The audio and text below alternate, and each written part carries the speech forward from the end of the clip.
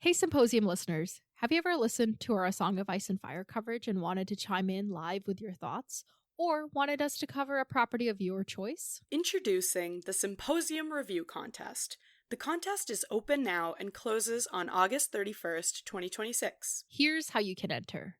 Leave us a 5-star review on any podcatcher and send us a screenshot to earn an entry. You can leave reviews on as many platforms as you want, and each screenshot counts as an entry. If you want an extra incentive, every review you submit on or before April 30th, 2026 will be counted as 2 entries. If you win, you get to pick one of the following 3 options. Option 1, join us for an A Song of Ice and Fire wrap-up episode after we have read A Dance with Dragons. Option 2, get us to watch or read or otherwise consume a piece of media to cover on the podcast. Option 3 is the same as Option 2, but you get to also be on the podcast episode with us. We will have a minimum of 2 winners. One winner will be the person who earned the most entries, and a second winner will be chosen through random draw. If interest is high, a third winner may also be chosen. So folks, get those reviews in on or before August 31st, 2026. We look forward to chatting with you in fall of 2026. And now on to the episode. Welcome to A Song of Ice and Fire Symposium. My name is Nav, and my pronouns are they, them. And my name's Harmat, and my pronouns are Hershey, like the chocolate. And this is A Dance with Dragons, chapters 68 and 69. The Dragon Tamer and John.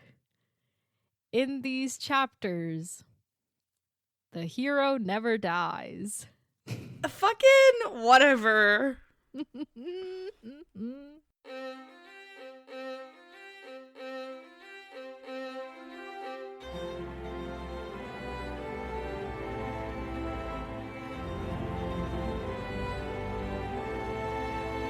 Welcome to the podcast, everyone. I can't get this shit-eating grin off my face. I can't help it. I can't help it. This is so sadistic. I'm gonna try and be somber. Mm-hmm. So, Harmat, whomst dies in these chapters? I don't fucking, you know what? This is an act of rebellion. I say nobody, especially not the 2 characters we read this time. I think the only people, that's my rebellion. The only people I will say did die were some of the brazen beasts. Brazen beasts. The brazen beasts. Maybe. They're beasts that love brie cheese. So they're beasts. Oh my god. Maybe frickin' what's his name? Oh god, one sec. The Shave Pate, maybe? Because wasn't he supposed to be one of them? I don't know. But I think I might have also just made that up. I was having a lot of thoughts during these chapters, none of them very coherent. But he might be one of them. Okay. But just the brazen beasts, and then the brazen beasts on the tattered, bought and unbought. The tattered prince. Oh my god, what's his... The Windblown. Yeah, the Windblown pretending to be brazen beasts and the actual brazen beasts. And then also... Did they kill anybody else? No, I think that was it. And then, there's sort of a moment with Quentin at the end, but who knows? And then in John's chapter... So you're maintaining Quentin is not dead. For real, this is a prediction. Quentin is not dead. I think... Quentin, I genuinely have not made up my mind. I think he's dead. I think he's dead, actually. Okay. I do think he's dead. No. When I think about, I actually do think he's dead. I think it makes sense. And then in John's chapter, we had, apparently Stannis is dead. Mm-hmm. Which, once again, I don't know if I completely buy it, but it seems to be true. So Stannis, and then presumably if Stannis is dead, at least a few of his people, the other people that we care about, like Asha and Theon and Jane and them, don't seem to be dead and involved with Stannis' death specifically. So I'm assuming, like, some Bolton men, some Karstark men, some Stannis men, and then Stannis, maybe. And then Jon has a moment at the end, but I don't think he's dead, because I will start crying if I think he's dead. So you don't think he's dead? Nope, he's not dead. And that is the prediction you're going to stand by. I stand by it. He's not dead. There's like, hey, we still got a few chapters left in this book. You know, we still got book 6 and book 7 and book 8, and we still got, excuse me, the frickin', what's it called? Like, he's gotta be something. Like, we've talked about this so much. Like, he's gotta be something. Dany's gotta be something. Like, there's just two, like, Quentin being dead, fine. Like I said, I don't really know what else he could accomplish, like, truly more than this. Like, maybe his whole mission was sort of freeing the dragons. Like, that's kind of his narrative point. And, like, kind of being a tragedy and, like, whatever, just to further show us, like, you know, raising your son to do whatever doesn't always work, and all the things of glory and power and whatever. But Jon being dead just would be such a waste. And I know that that's, like, tragic, but, like, that's so stupid. Like, George R. R. Martin, get your ass down. Yeah, he never kills any main characters that we're rooting for. No. George R. R. Martin, like, this is so stupid. The point of, like, other people died, and that was, like, fuel, and that was, like, whatever, but, like, you can't kill everybody you have left. You can't just do that. Like, I'm crashing out. Yeah, he's not dead. I refuse it. Any other overall thoughts on the chapters? So sad. Literally so sad. Like, I wanted to cry the entire time. They were both, you think, so sad? A little bit, yeah. Because I think with Quentin's, like, I knew it probably wasn't going to be so, but I kept predicting it because I was, like, willing it to be true. Like, I was like, oh, well, what if he joins up with this person and that person joins up with this person, all the things. But just seeing, like, the clashing of, like, them coming in to do their thing, the Shave Pates people, they position there probably to do their own, like, just seeing the clashing and just, like, the what could have been, and I'm like, oh my god, and Dany's not even here, and Barristan doesn't even know what's happening, and then also, like, being primed with, like, oh, like, the dragons are, like, loosed, whatever, like, at the end of Barristan's chapter, and at the end of Barristan's chapter, there was no mention of, like, there was no, like, hey, there's a guy on the dragon or something. So I also just was like, what's gonna happen to Quint? Like, there was just so much going on. And then in Jon's chapter, it just was very, like, right from the beginning, I was like, I think this is the one. Like, I was, and then especially... This is the one where what? Where, like, something happens to Jon. Like, it opened, and I was like... Something happens to Jon. Shush. I was like, this is the one where this boy is in grave danger. I know he's been in grave danger, but, like, this is where it's, do you know, like, why grave. They call it grave danger? Shush.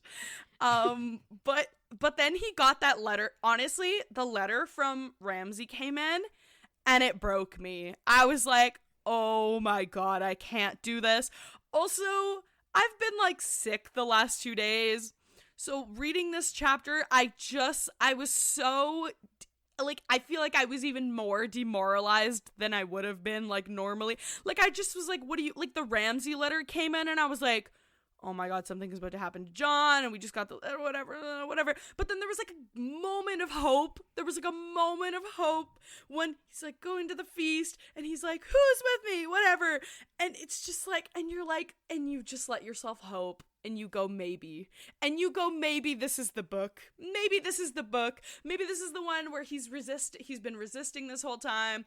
I know he basically has already broken his, like, the Night's Watch takes no part vow, but this was, like, his first time really letting go and, like, committing himself to, like, not doing his duty anymore. Like, you know, like, this is the time where he just was, like, he finally let go of, like, that last, like, thing that he was holding on to, and then it just is, like, instant death. And then I'm also just like, I don't even know. So, instant death, you say? No, like, instant death of his hopes.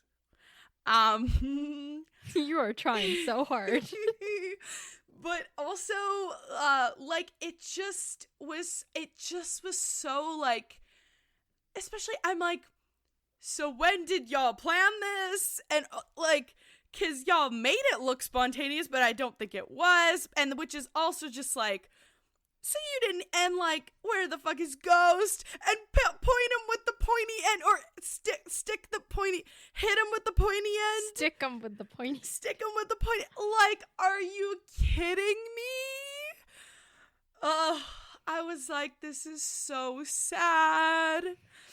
Oh, I'm so sad. I'm actually gonna cry. Oh my god, I can't cry. Okay, we need to move on. I actually cannot cry.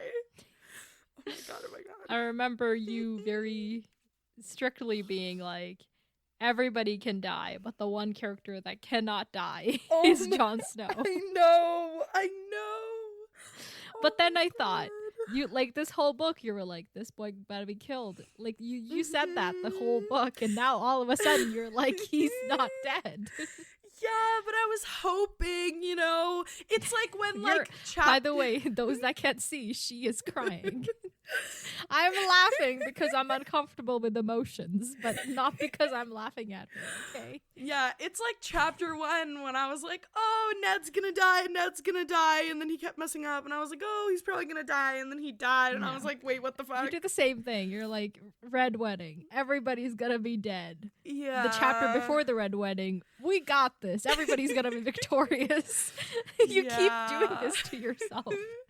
I know, it's because it's like I'm naturally an optimist, but the realism creeps in. Like, it's like I'm capable of being realist. It's like I'm capable of being a realist, but my natural programming is optimism. So at one point it just reverts, and I'm just like, who cares if I know it isn't gonna happen, you know? Like, yeah. I just have to, like, I just kind of have to hope. Like, I'm built to hope, you know? Mm-hmm. Yeah, but he's 1 second pause. Dead. Oh, I don't know what it is, but I'm really hearing your pops in the mic today. Oops. Might just be the emotion of it, or I thought, like, initially you just, like, in your excitement kept hitting your mic, but I don't know what to do about that, but I just thought I would point it out. Well, I don't know, because my mic's not giving the thing of, like, hey, you know? Okay. Maybe it's, I don't know. Doesn't matter. Okay. Oh my god. Are you ready to summarize these chapters for us? Oh my god, I don't think I can. I think I've blocked it all out. I'll try, though. Okay. So, Quentin, then John, okay? Okay. 3, 2, 1, Quentin. Okay, Quentin, Tattered Prince, plan to steal dragon, or 2. Word is dog. Then they sneak in and change positions, and then he gets inside with his people, and he's scared. He's like, I know I'm not up for the task. I'm probably gonna die. Oh well, I just gotta, like, speak really bravely. And then he gets in front of the dragon, and the dragon's like, Grr. Oh, but yeah, because then the guy, like, tries to shoot the dragon, so then the dragon's like, or not shoot, like, shoot. John, okay, we hard home, bad. John's like, I'll lead the command myself. He gets a letter from Ramsay. Hey, Stannis is dead. Give me back my people or else, you bastard. And then John's like, actually switching course. And then he meets with Tormund, and he's like, hey, you go do the hard home stuff. I go deal with this Ramsay guy. Basically, I'm, like, kind of stepping down, you know?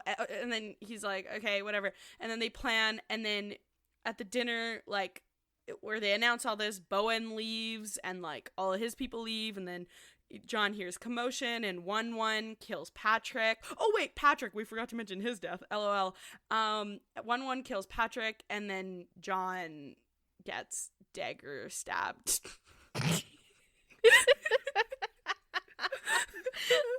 I let you go for a minute on that second one alone because I wanted to see how you would end it. Oh. I guess I'm learning I am a sadist. I don't know. Yeah, no, this was actually really evil of you. This is kind of like, this feels worse than the red wedding somehow. Like, this just, like, the red wedding, I'm like, narratively, okay, fine, whatever. But I also think I've had a lot of distance from that now.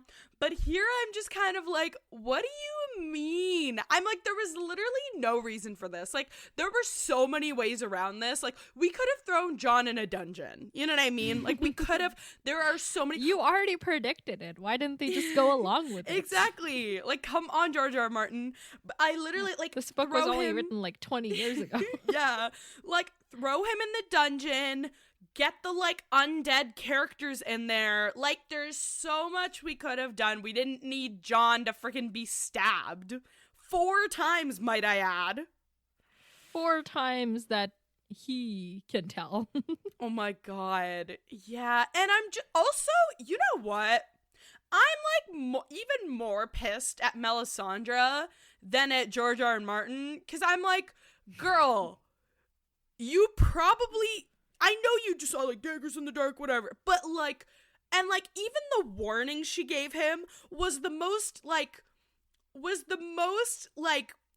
weak-ass shit we've ever seen her do. Like, I've seen her have more conviction while trying to get Davos to, like, eat dinner or something. Do you know what I mean? Like, she, like I've seen more conviction at the dinner table where, like, nothing was than her being like, no, John, don't do it, clear. Like, literally no conviction, no freaking backbone whatsoever, letting herself get all walked over by this child. Like, come on, girl, what are you doing? You're literally like a all-powerful goddess. Like, are you stupid? Like, whoa. This was not a take I was expecting. It's just, like, I read that and I was like, this is some sort of turning point. Like, this is, like, even she's like, when you read the news, come see me, whatever. And then, like, what was it? Like, she wasn't even at the feast? Or, like, she left the feast early, right? Like, when Bowen and all of them, like, girl, what are you doing? Unless I will take it all back if she somehow, like, saved him with her magic or something without him knowing. Like, because that's the sort of shit, like, I would expect from my, like, like, what did she say? She said she's the best in the world or whatever. Remember when we made fun of her? Yeah. Like, you're the most powerful sorcerer in the entire world and you didn't do anything about this when you literally thought he was about to, like, what do you, and, like, literally you're seeing him in the flames and you're like, actually, wow, I keep trying to find Azor Ahai and keep finding John. Like, you literally have zero foresight. Like, what are you doing? Like, what? Do not waste your brains. What is the point of your brains if you're not going to use them in the most important moment? Anyway, I'm so angry. I'm so angry. We must all find someone to blame. It's not her fault, but it is, like, I don't see you blaming the people that did the stabbing. Oh, I hate them. They suck. Okay.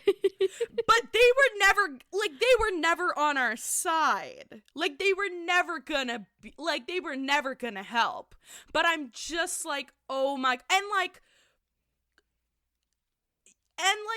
I can't blame John because he might be dead, but, like, leaving, like, might be. Like, come on, like, leaving Ghost, like, are you actually, but also, even if he hadn't died here, all of his plans that he, like, reroutes in this job, like, he's like, I'm actually gonna go to Hardhome myself and go be a martyr. I'm actually gonna go, I don't know, fight Ramsay? Like, I don't know, go avenge Stannis, my, like, second fake father? Like, I don't know. No, more like third or fourth.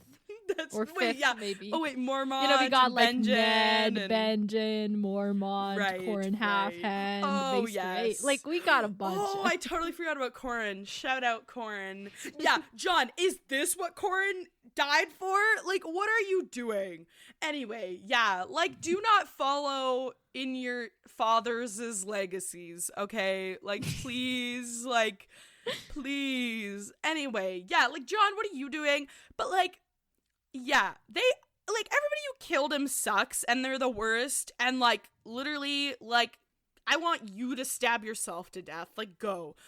But, like, they were never on our side, you know? Like, they were never, like, what was I gonna expect from them? Like, they've been, as John says in this chapter, he's like, their advice is useless and monotonous, or, like, whatever he's, like, it just, I expected nothing more from fools, you know? All right. Yeah. Now that we've spent a solid 20 minutes establishing that John is not dead, let's get into the chapters. Yeah. No offense to Quentin, but I do want to get through this fairly quickly. So it's the hour of the wolf, the hour of the eel, the hour of the eel to the hour of the ghost. Sorry, the way I read it, I like just now, I thought it said the hour of the eel, the hour the eel ate the ghost for some reason, and I was like, what? Oh my god. I was like, what are you even saying? But basically, what this is to tell us that this is basically happening concurrently with Barristan and their scheming. That's what's important. Yeah. So their plan is to like do this like right before dawn, basically, kind of. So they're trying to sleep. He can't sleep. He keeps getting drunk, like, more and more, which I'm like, that'll definitely help you. You know, what better way to tame a dragon than to be hungover while trying to do it? So yeah. This boy is so pathetic, I fear.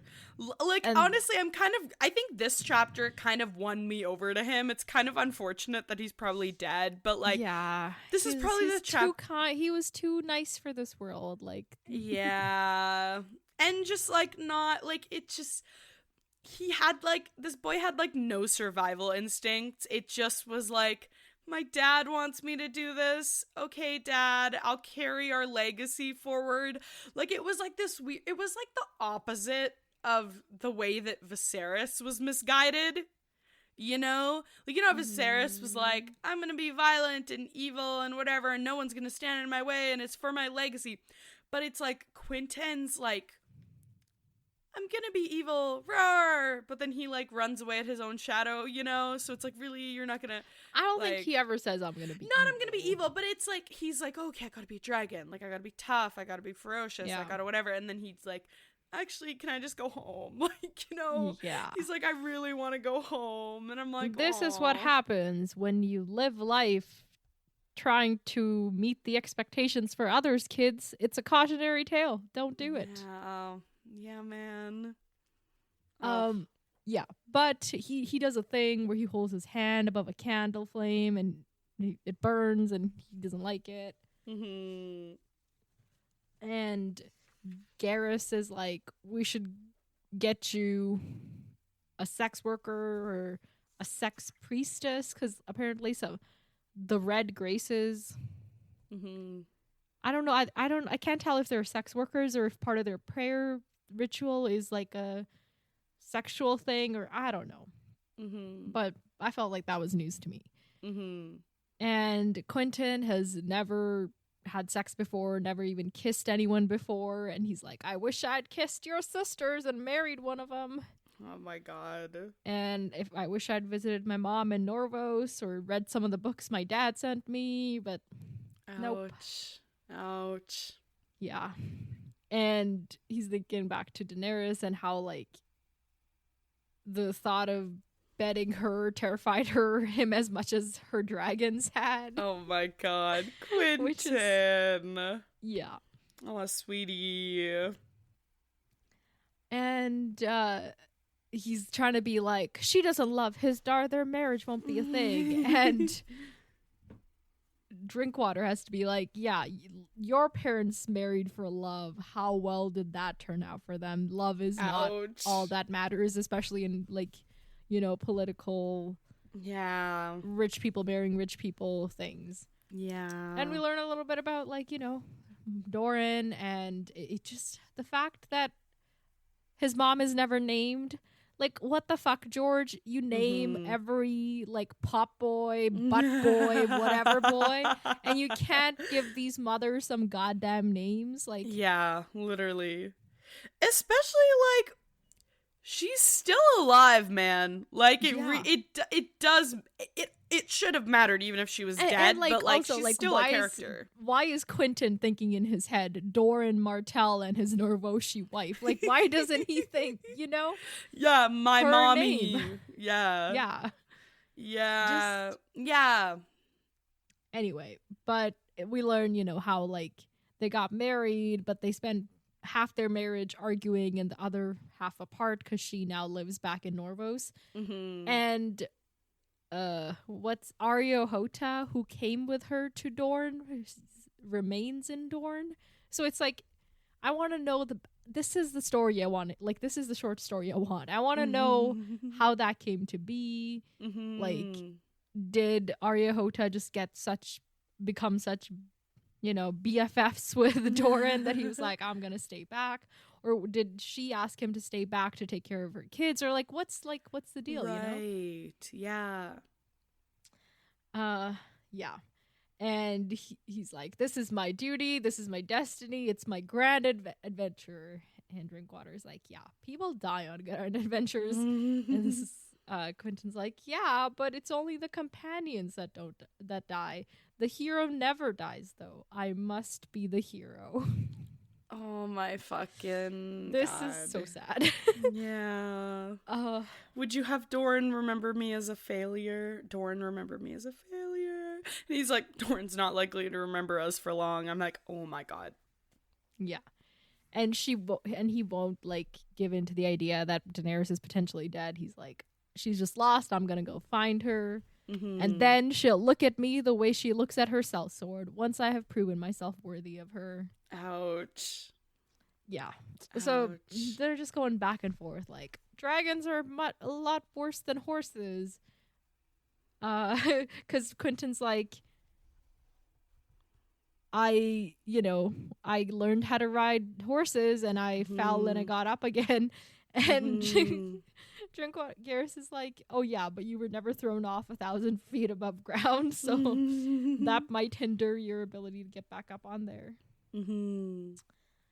And then it is the hour of the wolf. This is the hour that Barristan's plan also went into motion.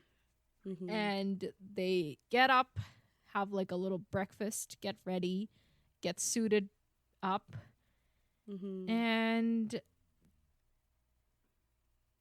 then he's just like, my friends are Dornish, but I am Dorne. Years from now, when I'm dead, this will be the song they sing of me. And he might not be wrong, but it just might not have the same moral of the story that he hopes. Right. More of a cautionary tale. Yeah. And then they put on, like, they dress up as brazen beasts with, like, a bull, a lion, and an ape. And they were told by Pretty Maris that the word of the day is dog between the brazen beasts. And Maris apparently, probably tortured or something the word out of people. But seeing as how it goes later, it's probably not the word. So yeah. And Quentin grabs a whip because he's like, that's how Daenerys did it. If she can do it, I can do it. Which is, he is really, like, underestimating. I thought it was the word, but the reason it didn't work was because that was specifically, what's his name? The Shave Pates men who it didn't work on. Because they used it before that and it worked. Okay, well, let's talk about it in a second. Okay. Yeah, you may be right. I think it's unclear. But okay. So he grabs a whip. He's like, if Daenerys can do it, I can do it. Which I think he's either, like, really underestimating Daenerys or really overestimating himself, and I think it's actually both. You're by no means the equal of Daenerys in this matter. Totally. Yeah. Yeah, so they go down the pyramid and onto, there's like basically the lowest terrace is now guarded by brazen beasts, when in the past it had been guarded by the Unsullied. Mm-hmm. But the brazen beasts are not as like good as the Unsullied, so it's created like potential holes in the security. Yeah. And so they get to like this postern gate, or I don't know if it's called a postern gate, but like a side gate basically. Mm-hmm. And the dawn is like when they change shifts, or like it's about to be the time that these guards at the door change shifts, so they pretend to be the guards that are relieving them. Mm-hmm. And Quentin speaks Giscari with an accent, but like everybody has accents around here, so it doesn't really it's not super noticeable. Yeah. So they the guards are like, okay, cool, take the shift, just give us the word. And Quentin's like, dog. And then it says, the two brazen beasts exchanged a look. For 3 long heartbeats, Quentin was afraid that something had gone amiss, that somehow Pretty Maris and the Tattered Princess had gotten the word wrong. Then the fox grunted. Dog, then, he said. The door is yours. And they go off and let them in. Like, very the dog sus. Then is kind of like, sus. Okay, if you say so. Like, maybe that was the word yesterday. I guess you just forgot to study up for today, or right. Yeah, it was like, very sus. Like, it was a sus or they're like, if we make, like, we know this is not the word, but if we make a fuss, they're gonna like fight us and potentially kill us. Instead, we can say, sure, it's dog, leave and go get help or something. Like, I feel like it's something like that. Or maybe they're just like, we've been sitting here all night. Doesn't matter. Yeah, I feel like it's probably just like the like counting on, like, you can always kind of count on like laziness to do half of the job for you. Like, why, like, this person, this random brazen beast probably doesn't care about the defense as much as like his Dar would want them to. Yeah, want every single person to. Yeah. So the point is, the original guards leave. They're there now, and they get the Tattered Princess people to come in, and they've got like a huge wagon, and it's got meat, and they've like hidden weapons in it, and also they've got like chains for the dragons. And the Tattered Prince is not there, but Mare says that he's nearby with 50 men, and as soon as you bring the dragons out, he will see you safely away. So, I like the fact that all of these, like, they're currently on the side of the Yunkish. They're just able to willy-nilly waltz in and out of the city, like, pull off secret missions. Yeah. I think, like, last time they were just hanging out in a pub, like, inside the city walls. Like, it's just so casual. Yeah. But, yeah, so they have their stuff. They start moving down. And yeah, but I also was like, I don't know, like, even like the thing of like the code word and everything, like maybe maybe the Tattered Prince isn't there waiting for them, like, I don't know. But then I also was like, I do think he wants the dragons and he wants Pentos and all the things, but I also don't think that he'd mind Quentin just kind of perishing in this, and like that would kind of be a revenge. I think they probably did torture out a word, but maybe it was like an old word or the wrong word, or like, maybe the word is different for every like post or something. Yeah, or something, So like they could possible. They were like, we got a word, it's good enough. If anybody dies, it's gonna be them, so we're fine, Yeah, that makes sense. And I guess why wouldn't the Tattered Prince want to just like work with them for now, because the possibility of reward is like the reward that he could possibly get is such a good reward. Yeah, I guess just I was like, man, if I really wanted that dragon to go like conquer this entire city, like I'd be putting a bit more skin in the game than just like Maris and 6 people and Quentin, like, but remember, South Swords always be hedging their bets. Yeah, that makes sense. Terry loves hedges. Sorry. Do you get the reference? Yeah. Okay. Because then I was like, oh, Tattered Prince could also be like you could call him Terry for short. Oh my god. Not Terry. Tattery. Oh my god. Okay. Back to this. So Quentin leads them to where the dragon dungeons are. And as they're approaching, just the look of those doors is about like ready to, he says, it's enough to make him question the wisdom of this course. And I'm like, you should have been doing that a while ago. Literally. But the doors are dinted, clearly by something inside trying to get out. And the thick iron is cracked and splitting in 3 places. And the upper corner of the left-hand door is also partly melted. Scary. So, these dragons are not happy to be here. This was not like just, I don't know exactly how long ago, but just a little while ago when he came with Daenerys. This was not the case. I imagine ever since like Drogo came and like all that happened, they probably sensed something along those lines and have been angrier and trying to get out. Yeah. And here there are 4 brazen beasts. One of them is a sergeant with like a basilisk mask, and then the other 3 are wearing locust masks. And we know that the Shape-Pate, the people he had enlisted to help Barristan, were wearing locust masks, and he said he had others, like other locusts available if he needed. So are these people in on the Shape-Pate's plan?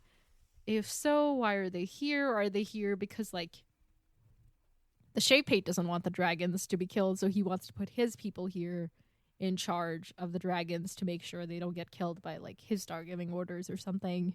I think that actually is pretty likely. Yeah, that was kind of my thought. Or was he planning like a second, like on his own, were they gonna be doing something here, you know? Yeah, I was, that Barristan didn't know about. Especially with his thing with Barristan, like it was very like, hey, you go conveniently take out his dar while I go do my shit. But I do think ultimately it's just his men posted up. Like, and then I also had a moment where, what was it?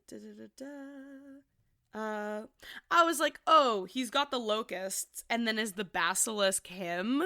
But then I was like, I feel like he would not put his skin like this far. Shape-Pate? Yeah, but then I was like, he would not put his skin so deep into the game right now. No, I don't think it's him, and I think like he was wearing a different mask when Barristan saw him. Oh, okay. Like, probably at this very moment, him and Barristan are talking. Like, right. Okay, that makes sense. I thought he was like, oh no, like he was calling like his dar and them snakes, right? I thought he was like, I'm gonna dress up as a snake to take out the snakes or something. He might have. I don't remember. Okay, but I don't think this is him. Yeah, ultimately I didn't think it was him, but when I saw the masks, I was like, Shape-Pate, you know? Yeah. But Quentin, because they're pretending to be like, oh, we're here to feed the dragons. We got all this meat in the wagon. But when he says dog, the sergeant's like, nope. And a fight breaks out, and Quentin just like freezes. Once again, another reason you should not be doing this. But basically, Garrus has to save his life at the last minute because he like can't even get his like he doesn't even reach for his sword. Yeah, and he almost gets like speared by a spear. What's another word I could use? But you know what I mean. But they killed the guards, and the Sellswords are complaining that they made too much noise, and like, you know, they might get surrounded soon. And all Quentin can be is, okay, let's go open the chains, we have no key. And then Arch is like, I have a key, and he takes his warhammer and slams it a few times, and the chains fall away. Yeah, I feel like this entire chapter until now, Quentin has also just been trying to find little excuses to be able to be like, oh no, guess we gotta go back. Like, I don't know if this is just his lack of, like, problem-solving skills and, like, all of those. Like, I think that's probably I didn't think about that. too. Like, him saying we have no keys, like, oh, actually, we can't do this today. Like, we gotta come back. Because I feel like he's literally, like, all chapter I kept noticing this, where he would, like, I don't know if it was, like, these little lapses in judgment, or if it was just, like, he literally was, like, just trying to avoid doing the thing. Because I think, like, obviously he didn't want to admit that he was scared and he was doubtful of the plan and, like, oh, I want to go home, whatever. But then in the chapter, he keeps having these little, like, oh, but we can't do that. Oh, but we can't do that. And I'm like, what are you doing, Quentin? Like, either commit or don't. Just don't do it, you know? Yeah. Well, so they get the chains off, and he asks them to bring up the meat wagon, the cart. Mm-hmm. And he's like, okay, once we feed them this, they're gonna be, you know, nice and tired and lazy like I get in the afternoons. Oh my god, this boy. And they'll be easy to subdue. Like, this boy they're is dragons. so silly. I think, doesn't he say they're just like serpents back in Dorne? Like, literally, like, what are you talking about? yeah, and he keeps like being to himself, this is what Daenerys wanted. Why else would she have shown me the dragons? She wants me to prove myself to her. And she did it, so can I. Like, that whole thing. Yeah, literally. So they open up Sorry, the gates. It's ridiculous. They, like, go on, like, walk onto the ledge there of the pit. Mm-hmm. And he can see Rhaegal. Mm-hmm. And he calls out to Rhaegal, but his voice, like, comes out basically as a croak, and he's like, there I am, a frog again. And they, like, feed Rhaegal a sheep, I think, and then they're looking for Viserys, and they can't find him, and then he remembers that Viserys last time was up on the ceiling. Mm-hmm. So he looks up, and Viserys has, like, made himself a little, like, cave in the foundation of the pyramid. Of a literal pyramid.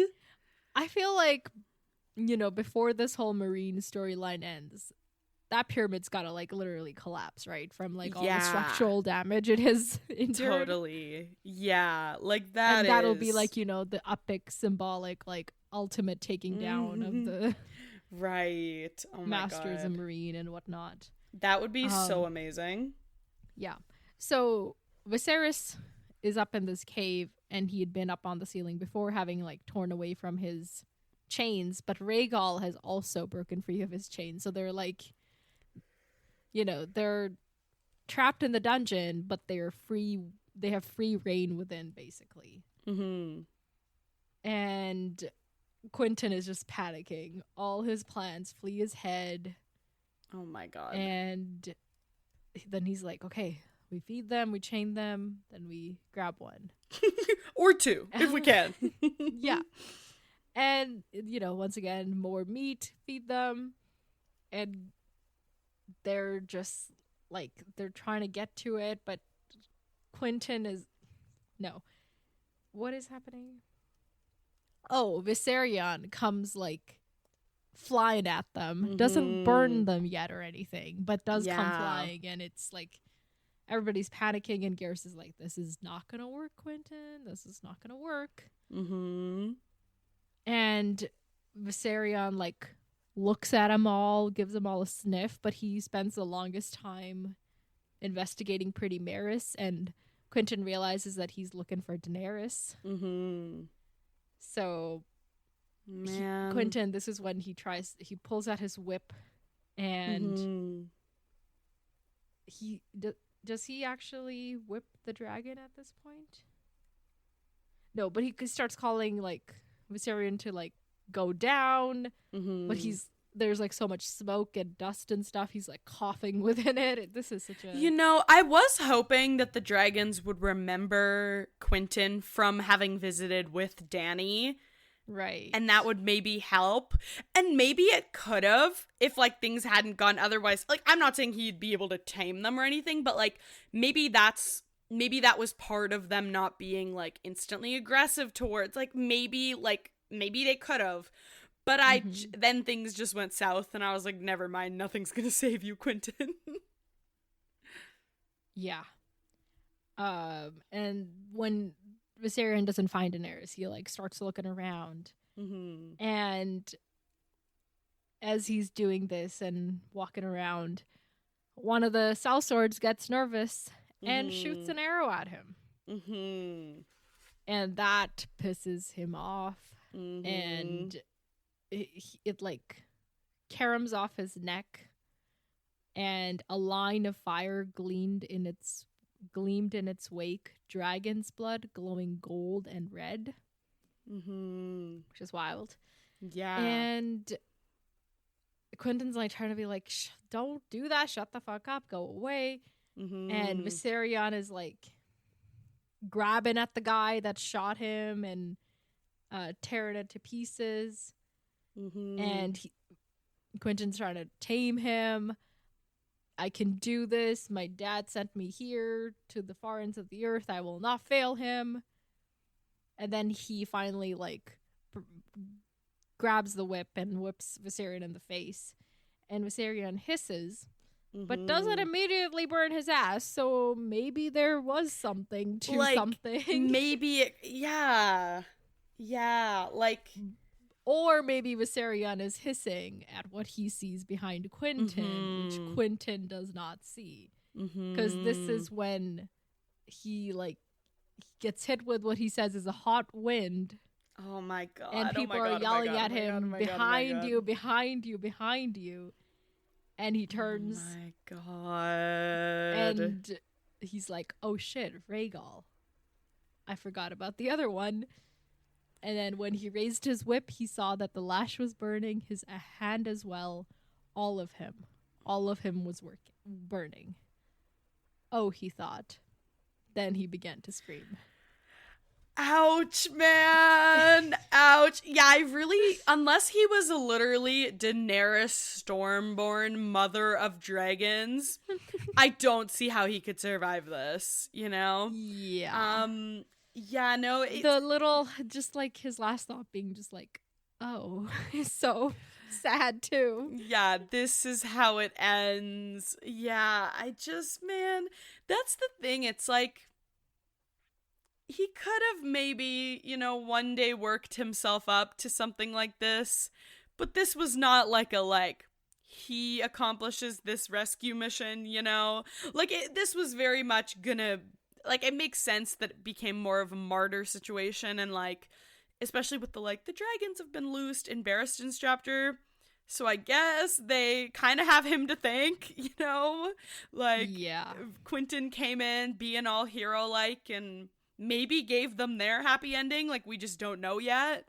Yeah, I'm happy for the dragons, though I do think now that Barristan was going to be officially in charge, or in charge with other people, they wouldn't have let the dragons be killed. Right, yeah. But that's still, but I think still yeah, exactly. For them, it would have been the same, they don't know, oh, Barry's so much better than Hizzy, Hizzy. Yeah. Yeah, no, this was kind of sad. Sorry, Quentin. Yeah, and even when, you were predicting about this chapter, you were like, no way. You just couldn't come yourself to be he tames a dragon. Yeah, even though it was, because it just, come on. It's Quentin. Other things were gonna happen. Yeah, so, I guess by the end, I was like, oh, is he maybe gonna do it, So having that, Targaryen blood, I guess, doesn't immediately endear him to the dragons. Yeah, I don't think so, But the dragons did like Brown Ben Plum. Yeah, but maybe that's they just liked him, and it wasn't because of the blood. Maybe it's a blood plus personality, you've got to have both, and Quentin was much lacking in one. Yeah, and maybe... Oh, sorry, my guy. Yeah, and maybe it also just was I don't know, because... I know that when Quentin came with Dany, Quentin, and I also don't think that, even if Brown Ben Plum has a little bit of Targaryen blood or whatever, I don't think that has to be the reason that they liked him. I don't think it's this, identifying the Targaryen. Like, I think that's what, like, Tyrion thought. Okay, wait, I do kind of trust Tyrion's dragon knowledge, though. Yeah. Okay, interesting. I stand by its blood plus personality. Right, like, yeah. And maybe that's why they weren't gonna immediately kill Quentyn. Because, you know, like, the wolves are supposed to be, like, they suss out the people who can't be trusted. Yeah. But, like, Tyrion is like, yeah, dragon, like, you betrayed Daenerys. Dragons normally care about who betrays who. They care about blood, right? Right. Oh, okay. That makes sense, yeah. Yeah, anyway, either way, Quentyn is dead. He, like, could have maybe in an alternate universe stood a chance, but yeah, not here. R.I.P. But, man, his family's gonna be so sad. Yeah. Like, but also, like, don't put these kinds of expectations on your kids. Just let them, like, figure out for themselves what they want to do in life.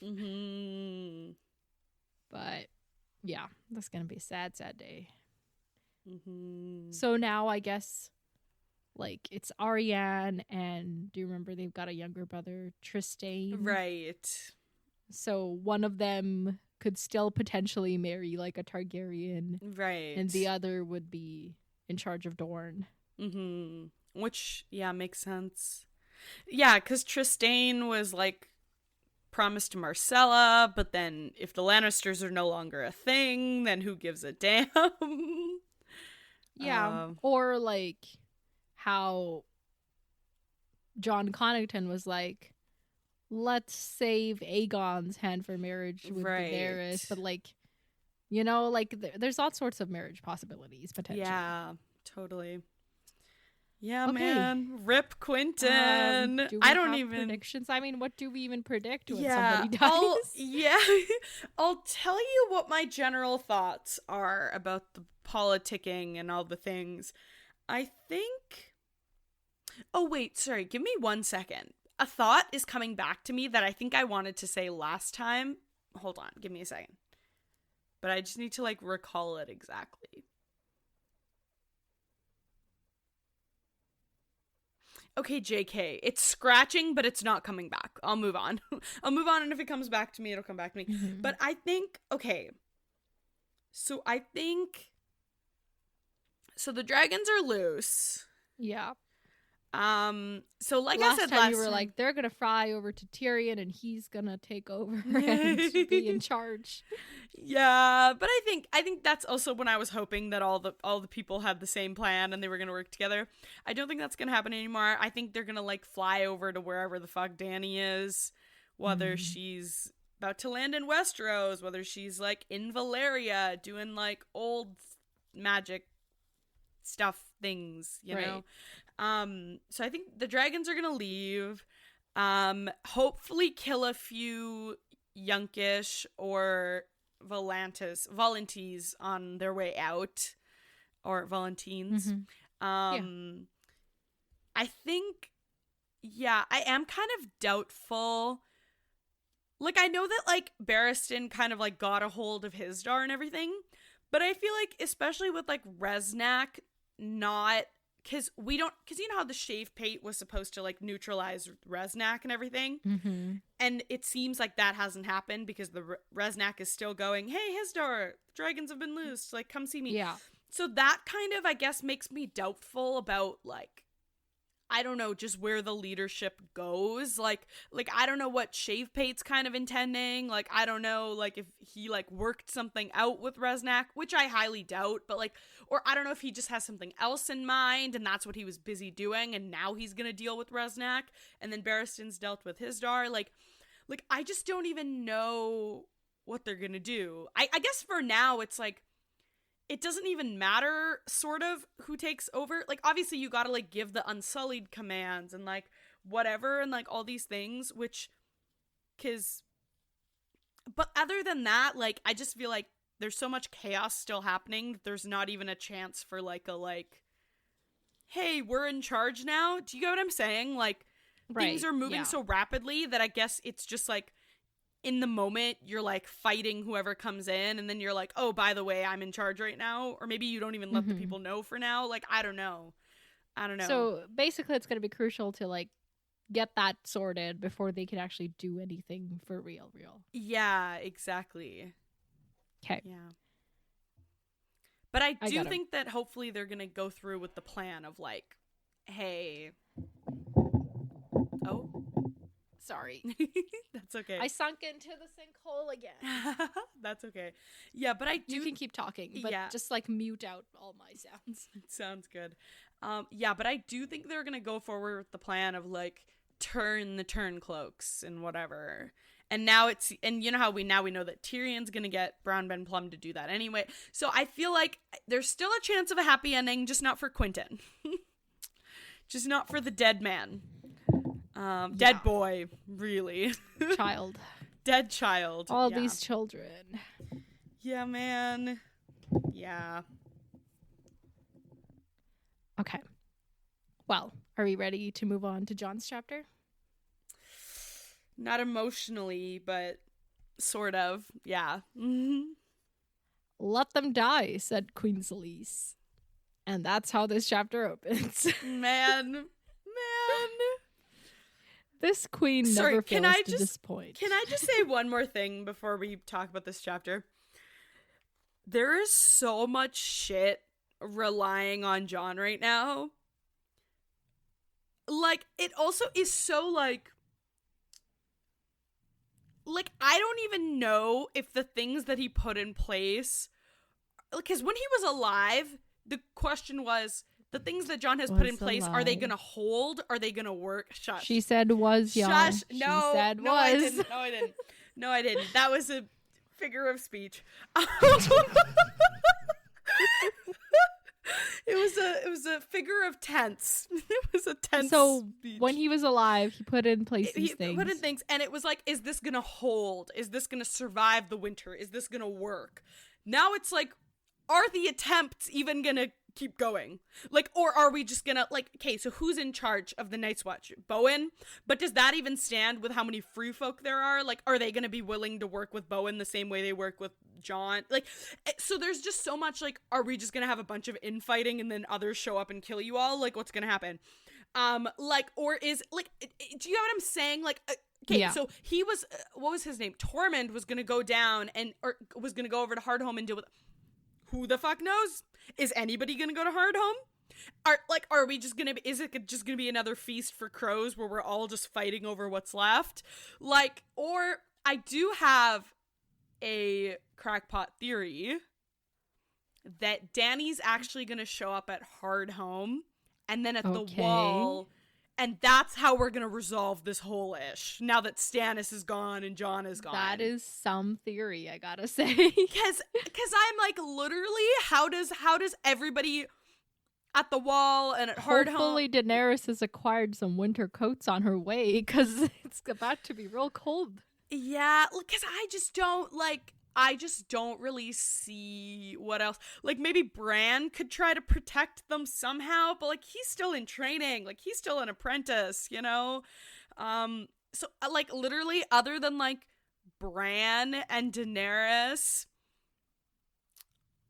I guess Melisandre could try shit, but I don't really have a lot of hope in her abilities now that she just kind of let Jon die. Yes,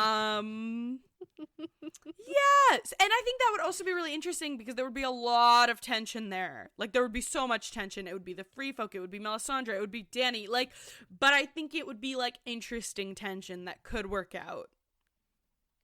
Cool. Also, I feel, sorry, now I'm going to the end of the chapter before we've even started.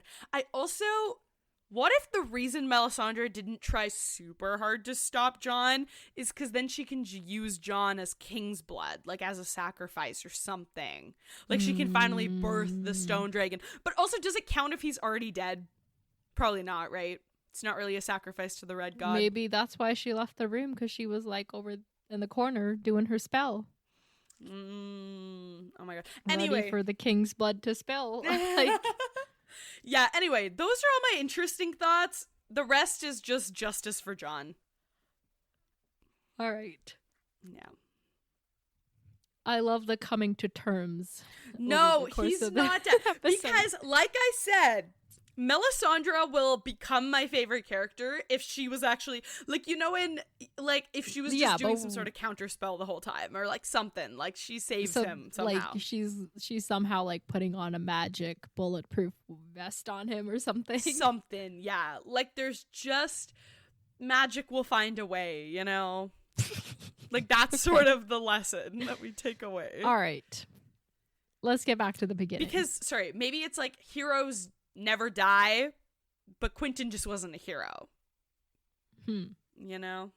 So Rob wasn't a hero, Ned wasn't a hero. Shush! Okay, we're applying the logic very limitedly, okay? Very limitly. Okay. Yeah. Let them die, said Queen Selyse. It was the answer that John had expected. This queen never fails to disappoint, which is just... man. Yeah. So he's talking to her like, hey, help us go rescue some people at Hardhome. And her answer is, no, we won't. That's basically the end of that. And Tormund is bringing some... Apparently he's bringing 80 people, but when he shows up, it's more like 50. But that's what Tormund be doing. Yeah. And before John leaves, Queen Selyse and like all her people, Garrick Kingsblood comes in, who's now all dressed up as like a southern lord, because you know he's supposedly descended from the quote-unquote rightful king of the wildlings. Oh my god. King Raymond Redbeard. And John's like, yeah, no, he's not. Like, he's like the brother's descendant. But also, the free folk don't do hereditary power things. Yeah. But obviously, they don't get it. And, like, he's tired of explaining it. Yeah. But the news is that Garrick's daughters are being married off to Selyse's people. So Axel Florent, who is her uncle, isn't he? Is going to marry one of them. And another one is going to marry Bruce Buckler. And the youngest one's going to marry Sir Maelgorn of Redpool. What are these names? Okay, whatever. Yeah. And John's like, okay, congratulations. Trying not to roll his eyes. Oh my god. And John has a banger line. He's like, they know nothing, Ygritte, and worse, they will not learn. And I was like, man, ouch. Yeah, and Selyse has decided that Val will wed my good and leal knight, Sir Patrick of King's Mountain. And immediately John's like, have you talked to Val about this? And she's like, she doesn't need to be talked to. Bring her here, Lord Snow, as Lady Val is a stranger to our ways. Please send her to me, that I might instruct her in the duties of a noble lady toward her lord husband. And it's so interesting. Barf, barf. And it's so interesting Barf, to barf. call like stealing a woman or whatever, like the way that the free folk do it, a savage custom. When meanwhile she's just here prescribing you're marrying marriages. This asshole. Yeah, deal with it. Yeah, literally. Like, I think it falls in the same. Like, if that is that, then yours is too. Like, it's the same vein. Like, what are you yapping about? Like, and yours is actually worse. Like, what are you? What, you know? Yeah. And John's like, okay, if I may say, and she's like, you may not leave. And then he's like, fine, I'll leave. So he leaves, and Melisandre comes after him and is like, we gotta talk. And he's like, no, we don't. And she keeps being like, where's your direwolf? Keep him by you. And John's whole thing is, John is, you know, locked in my room because first, like, Selyse doesn't like him around, but also Borok and his boar are nearby, and they might get into it if Ghost is free. Not a good enough reason, John. Not a good enough reason. Yeah, truly, like, come on. Like, you're a walking... Rob sent Grey Wind away at the Red Wedding for some similar bullshit reason, and Jon is doing it again. I know Jon doesn't know about it, but, you know. Yeah. We're seeing it happen. Not all the Starks dying in the same type of tragedies. Yeah. And apparently Borok and his boar have taken up residence in one of the ancient tombs. Which I'm like, wait, why do you have tombs? I thought y'all's whole thing was burning people. Or is this like ancient but not ancient enough to the time of White Walkers, but like afterwards where people forgot that they were supposed to burn people? Maybe. Or maybe like the tombs are empty, but it's just like symbolic or something. A marker of like the people who died. Okay, maybe. I don't know. I just thought it was weird that there were tombs at the wall. Let me say this sentence again. I just thought it was weird that there were tombs at the wall. I think the first time I said that sentence, I ate most of it, so I just... But yeah. And Melisandre tells him to abandon the Hardhome mission because they're all gonna die. It's a doomed mission. And Jon's like, no, half of the ships remain. And she's like, no, they're all lost, all of them. Not a man shall return. I have seen that in my fires. And he's like, yeah, you've seen a bunch of things in your fires. I think also that I like bullshit. She told you what she saw, and maybe it wasn't Arya because she hasn't seen Arya before. But like, what she saw happened. Yeah, a girl on a gray, dark, dying horse. A daggers in the dark. A promised prince born in smoke and salt. It seems to me that you make nothing but mistakes. Where's Stannis? Where's Rattleshirt? Where's my sister? And Melisandre is like, you're going to get your answers. Look to the skies, and once you have them, come see me. Yeah. I'm your only hope. I don't know. I know she could have, but he's not in the mood for listening in this chapter, so I don't know how much she could have really done. Fine. But and we also know that she has doubts about her thing. Like, she doesn't have doubts about her faith, but she has doubts about how she interprets the things. Yeah. So, like, maybe her insecurities and his, like, absolute refusal to, like, listen are enough to be like, okay, whatever. Know? Yeah, not maybe. Okay, whatever, but, like, I'll keep pushing at it, and one day he'll get it. Not realizing that the day has come. Not another day. Yeah. Yeah. And when you have your answers, send to me, which he did not. And like, yeah, exactly. He instead was like, I'm going to go announce to the entire world some stupid ass plan. I mean, what a very smart plan that is not traitorous or like questionable at all. But sorry. Yeah, he's like, the one time I decide to announce it to everybody, let it be something that is... Let it be the worst plan I've made. Yeah. Yeah, I have a plan to feed everybody. No, I am gonna die with that secret deep buried in my heart. No one can know that. But yeah, I have a plan to, like, try and, like get revenge for my family and like basically like denounce my duties as Lord Commander. That everyone needs to know. Yeah. Kids these days.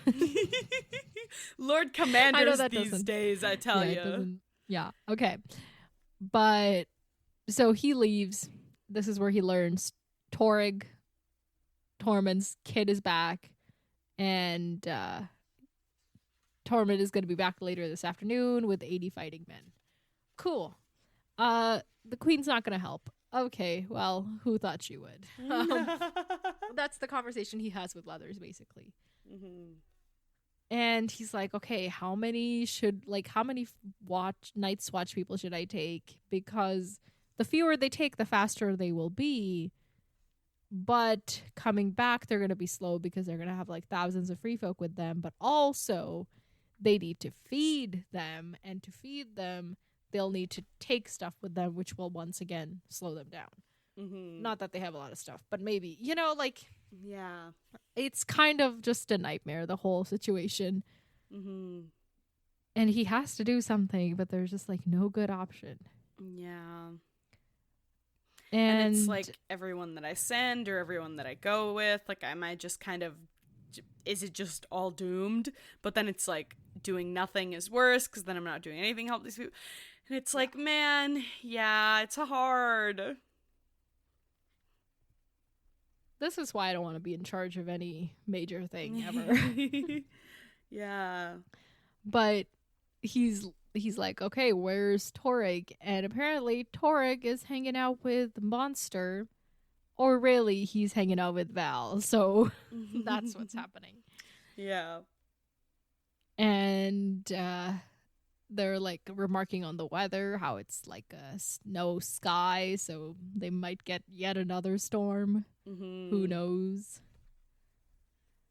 Okay, and then he goes to his room, and his guards, Fulk the Flea and Mully, are standing outside in the cold, and he's like, why aren't you inside? And apparently Ghost is not in the mood to have company. I have never seen him like this, all wild-like. The big wild dire wolf would not lie still. He paced from one end of the armory to the other, past the cold forge and back again. And he's just doing this. Ghost knows something's up. Ghost knows something is up. And John's like, oh, he can smell the boar from here. Yeah.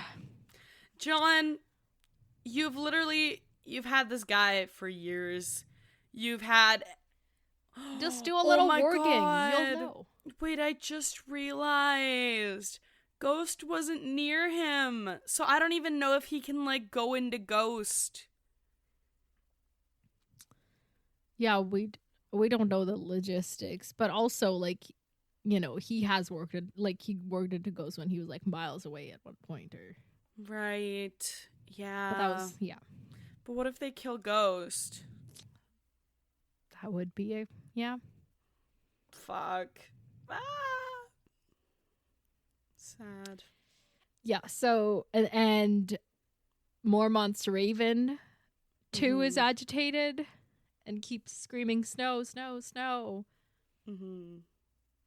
And he sits himself he like orders some wine. He tells Satin to go get Marsh and Yarwick, and he starts looking at the maps, and he's like, okay, it's faster going by if we go like from Eastwatch straight to Hardhome, but these winter storms be rough out there, so while there's not like a forest to trek through, it still might be rough conditions.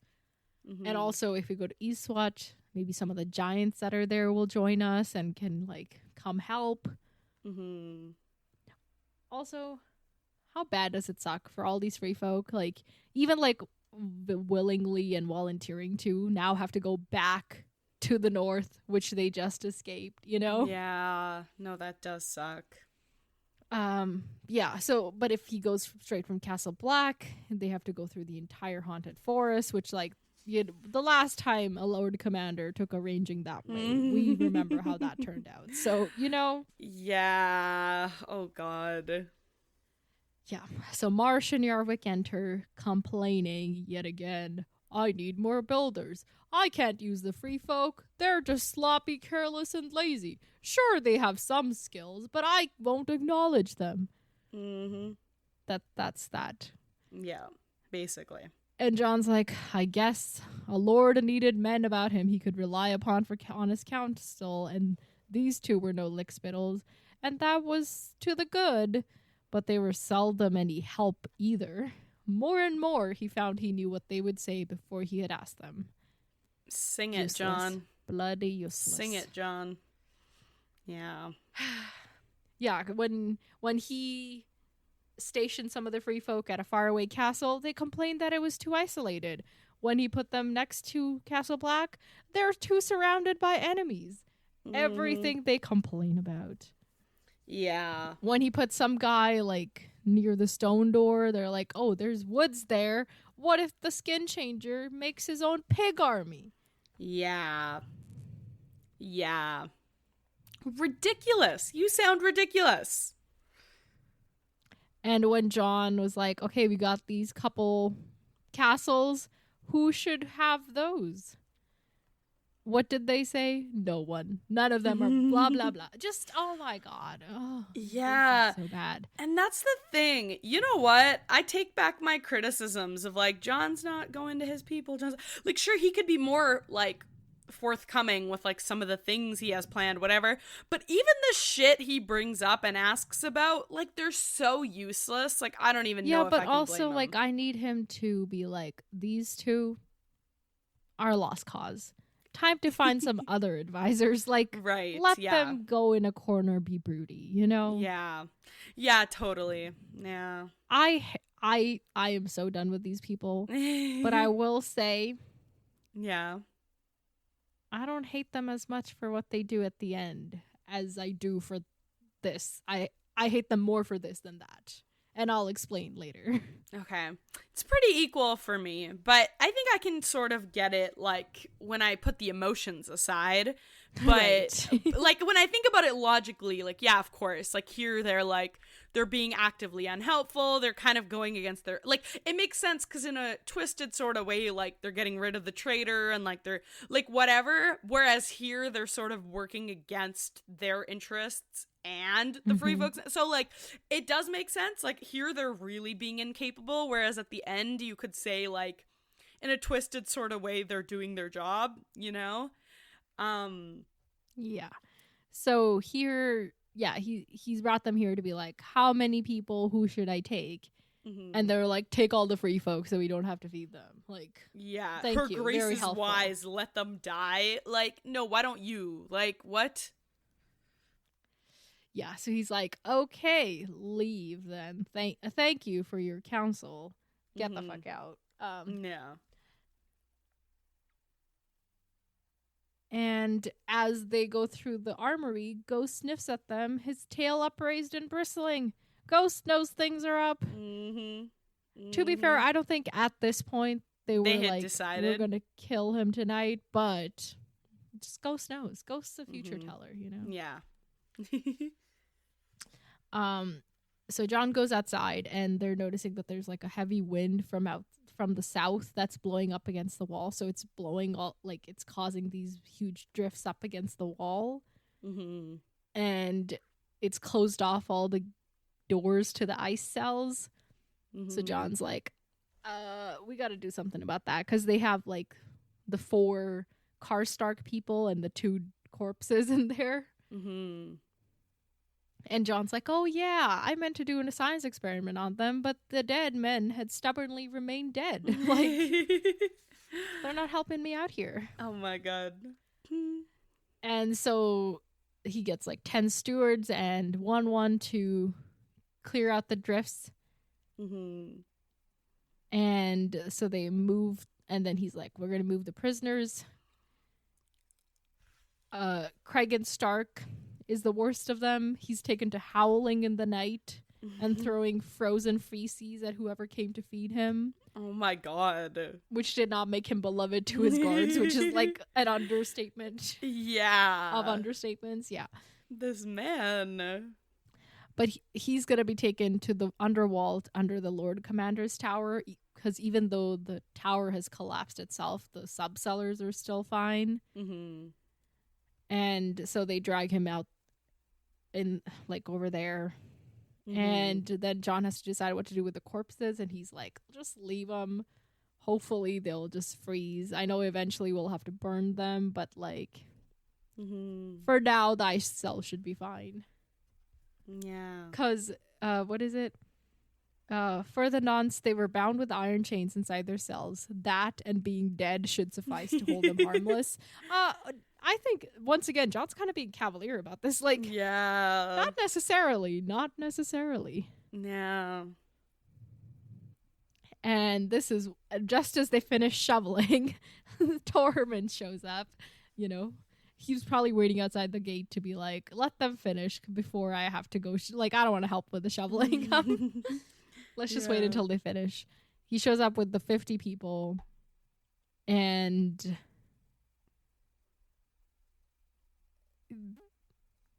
he hears about Garrick Kingsblood being called the king of the wildlings, and he's like, yeah, no, that guy is no one and nothing. He talks about the little brother of Raymond Redbeard, from whom the sky is descended, that they called him Red Raven because he was the first to fly the battle. And the singer that made the song needed something to rhyme with Craven, so Raven and Craven. LOL. Oh my god. And Tormund's like, yeah, if the queen wants his daughters, he can have them. If she wants those girls. And then Mormont's Raven's like, girls. That, I don't know why, but I guess knowing what this chapter is, I was trying to look for meaning in everything. Yeah. But I didn't find meaning in this. Yeah, girls. Tormund says, now there's a bird with sense. How much? And he wants to buy him from Snow. Like, I gave you a son, the least you could do is give me a bloody bird. And John's like, I would, but you'd probably eat him. And Tormund's like, ha, you're funny. And then they leave. And that's the end of that conversation. Oh my god. So they go to his room or solar or whatever to do the discussions. And before they can get into it, there's a letter. And John's like, I can wait, but really I can't. Because, looking at Clytus, it's... Yeah. Sorry. 1 second.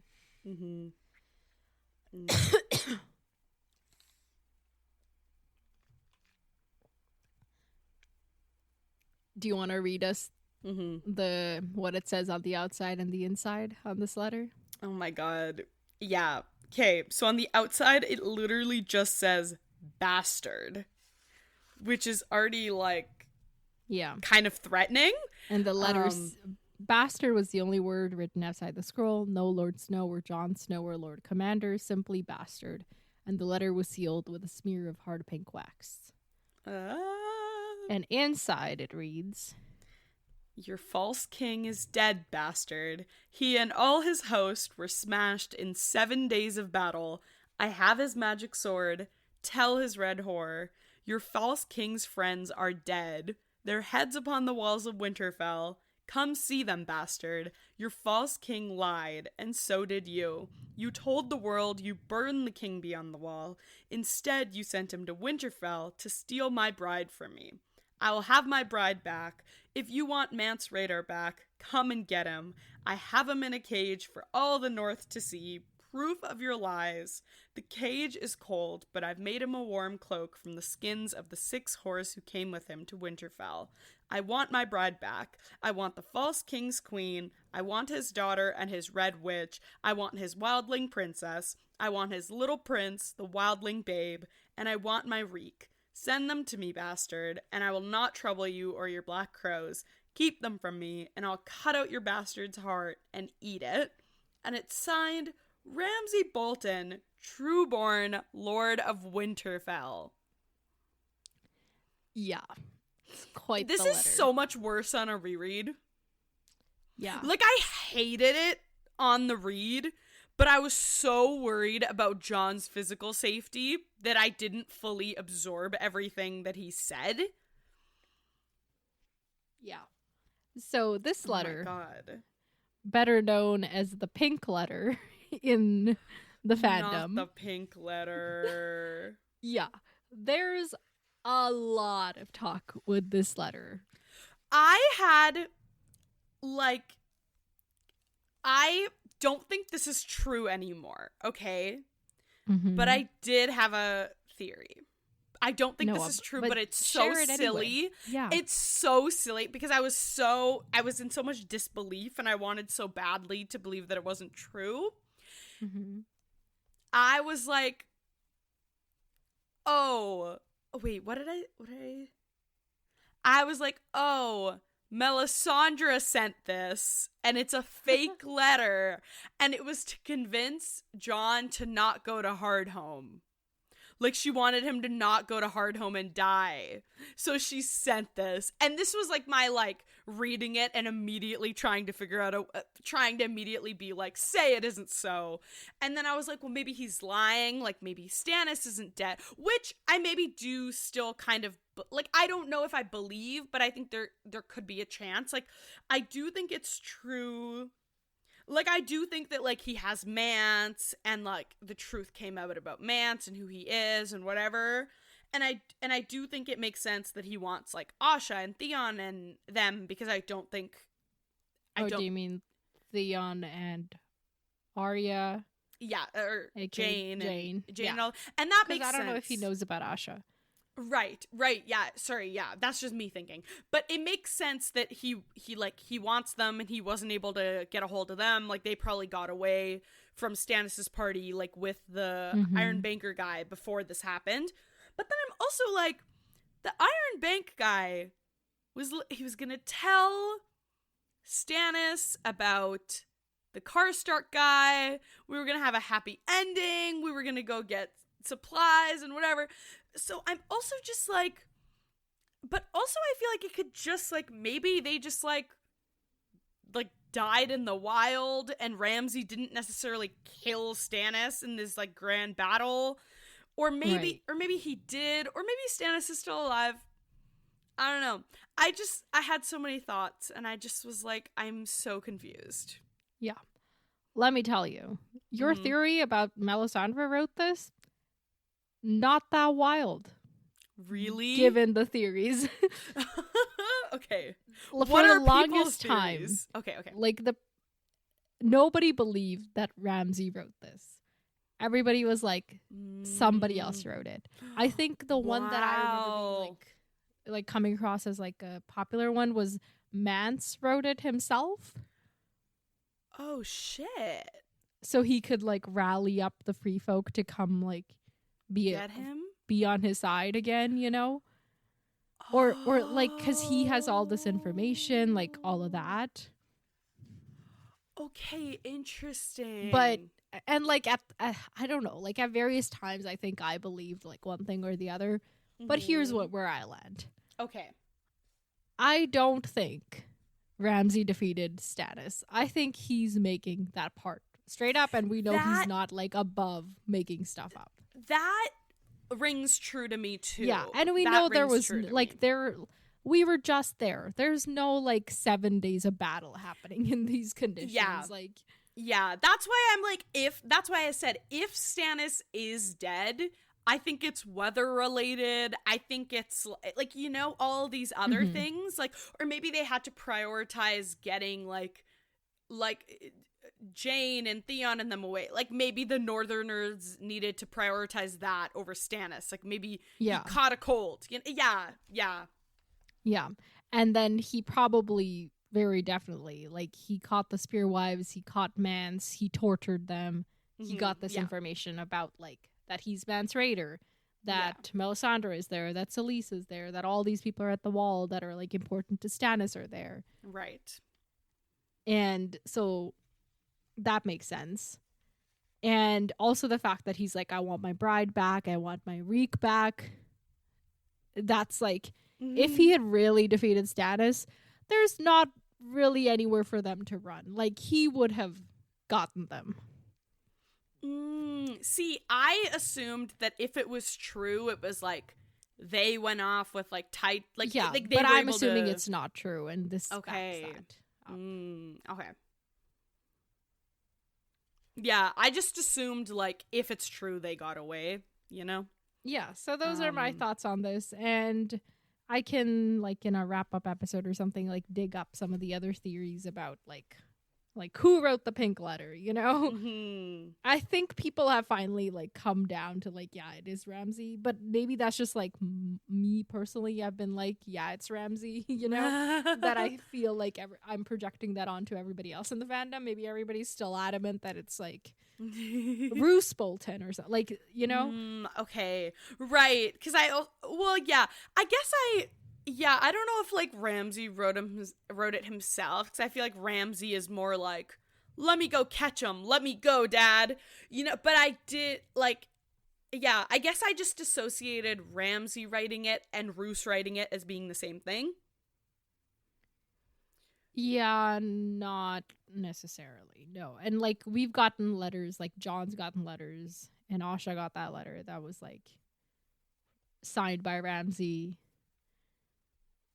And it had similar features. Oh, one of the things people say is that his letters that they got before were written in blood. Remember that? Right. Fun bit. This doesn't have any remarks of being written in blood. So they're like, that's out of character for him. Right. I think that's one of the like pieces. Right. Like, why wouldn't he have like Mance's blood or a skin of one of the flayed women or something? Right. Mm-hmm. That I think is actually one of the strongest things for Ramsay not doing it. Yeah, that's interesting. But I also feel like with all these things, like with like Theon being able to get away, whatever, and all these things, like I feel like Roose Bolton would have even more reason to be like, Ramsay, the one thing that I thought you'd accomplished, which was subdue Theon to the point where he wouldn't even think to rise up against you, didn't even work. So maybe he has like Ramsay on a tighter leash now.